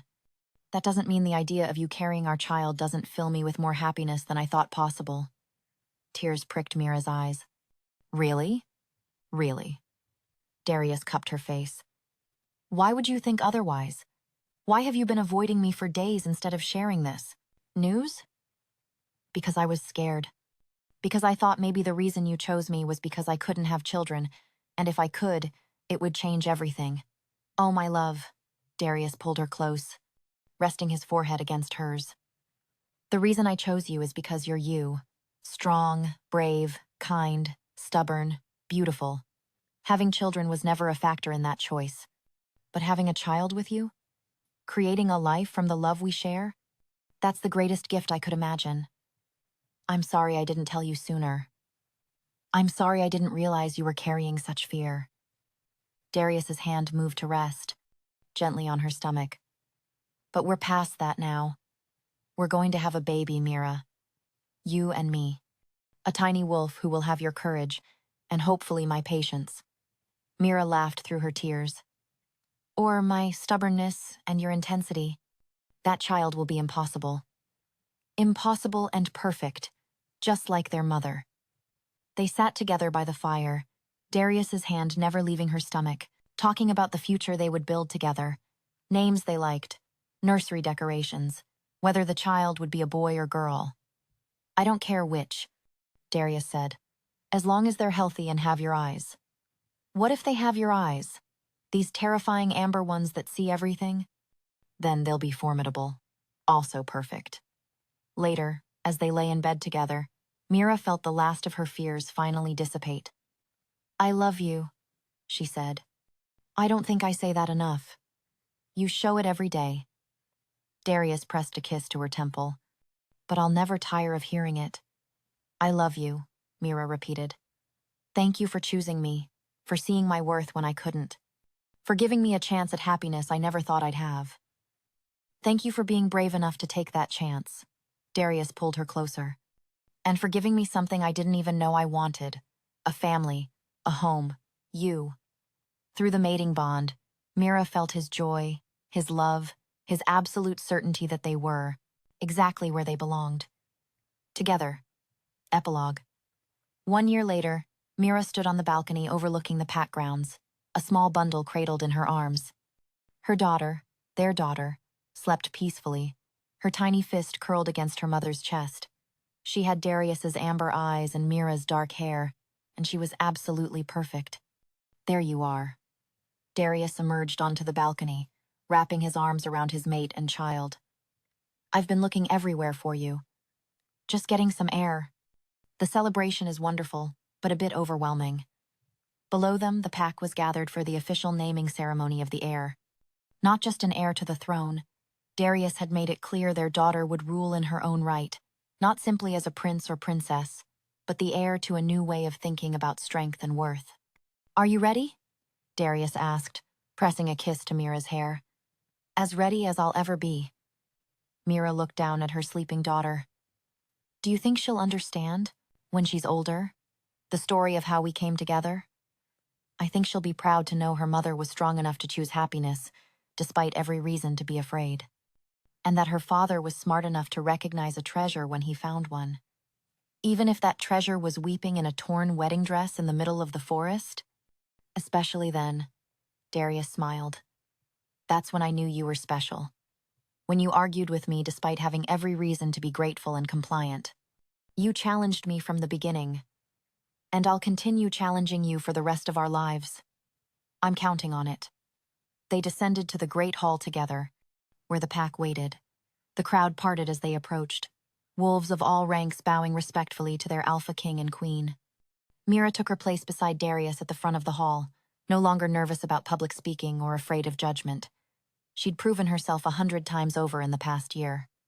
The pack respected her, and more importantly, she respected herself. My wolves, Darius began, his voice carrying through the hall. Today we celebrate not just the birth of an heir, but the continuation of a legacy. A legacy that says worth is not measured by rank or birth or ability. It's measured by character, courage, and heart. He looked at Mira, love shining in his amber eyes. My mate was told she was worthless because she couldn't bear children. Yet she stands before you now, having done more for this pack in 1 year than most do in a lifetime. She's revolutionized how we address pack member concerns. She's implemented policies that protect the vulnerable and give voice to the silenced. She's proven that a queen's value has nothing to do with her womb and everything to do with her spirit. Applause rippled through the crowd. Mira felt tears prick her eyes, but blinked them back. Today, we name our daughter an heir, Darius continued, and we name her after the quality her mother embodies most, courage. Everyone, meet Hope Stormclaw. Named for the hope her mother dared to hold on to, even when everything seemed lost. Mira lifted their daughter, showing her to the pack. Hope stirred, her amber eyes blinking open sleepily, and the hall erupted in cheers. As the celebration continued around them, Mira found herself thinking about the path that had led here. The rejection that had seemed like an ending, but had actually been a beginning. The male who'd seen her worth when she couldn't see it herself. The courage it had taken to choose happiness over fear. What are you thinking about? Darius murmured, pulling her close. About how far I've come. How different my life is now compared to a year ago. Any regrets? Not a single one. Mira looked up at her mate, her king, her love. You gave me your entire pack. Your territory, your heart. Everything I am now, I owe to you. No, Darius said firmly. Everything you are now, you built yourself. I just gave you the opportunity. You did the rest. Then thank you for the opportunity. Thank you for taking it. Darius kissed her softly. For being brave enough to choose us. Around them, the pack celebrated. Wolves who had once been skeptical of their Barren queen now sang her praises, sharing stories of how she'd helped them, advocated for them, made their lives better. Celine was noticeably absent from the celebration, having finally accepted that Darius would never be hers and moved to a different pack to find her own mate. Mira's parents stood nearby, her mother weeping happy tears, and her father wearing an expression of grudging respect for the son-in-law who'd made his daughter a queen. And in Mira's arms, Hope slept peacefully, unaware that she was the living proof that sometimes the worst days lead to the best lives. That rejection can become redemption. That being told you're worthless doesn't make it true. I love you, Mira whispered to Darius, loud enough only for him to hear through the noise of the celebration. I love you too, he replied. My queen, my mate, my everything. And as the Northern Territories celebrated the birth of their heir, Mira finally allowed herself to believe what Darius had known from the beginning. She was enough. She had always been enough. And she would never let anyone, including herself, convince her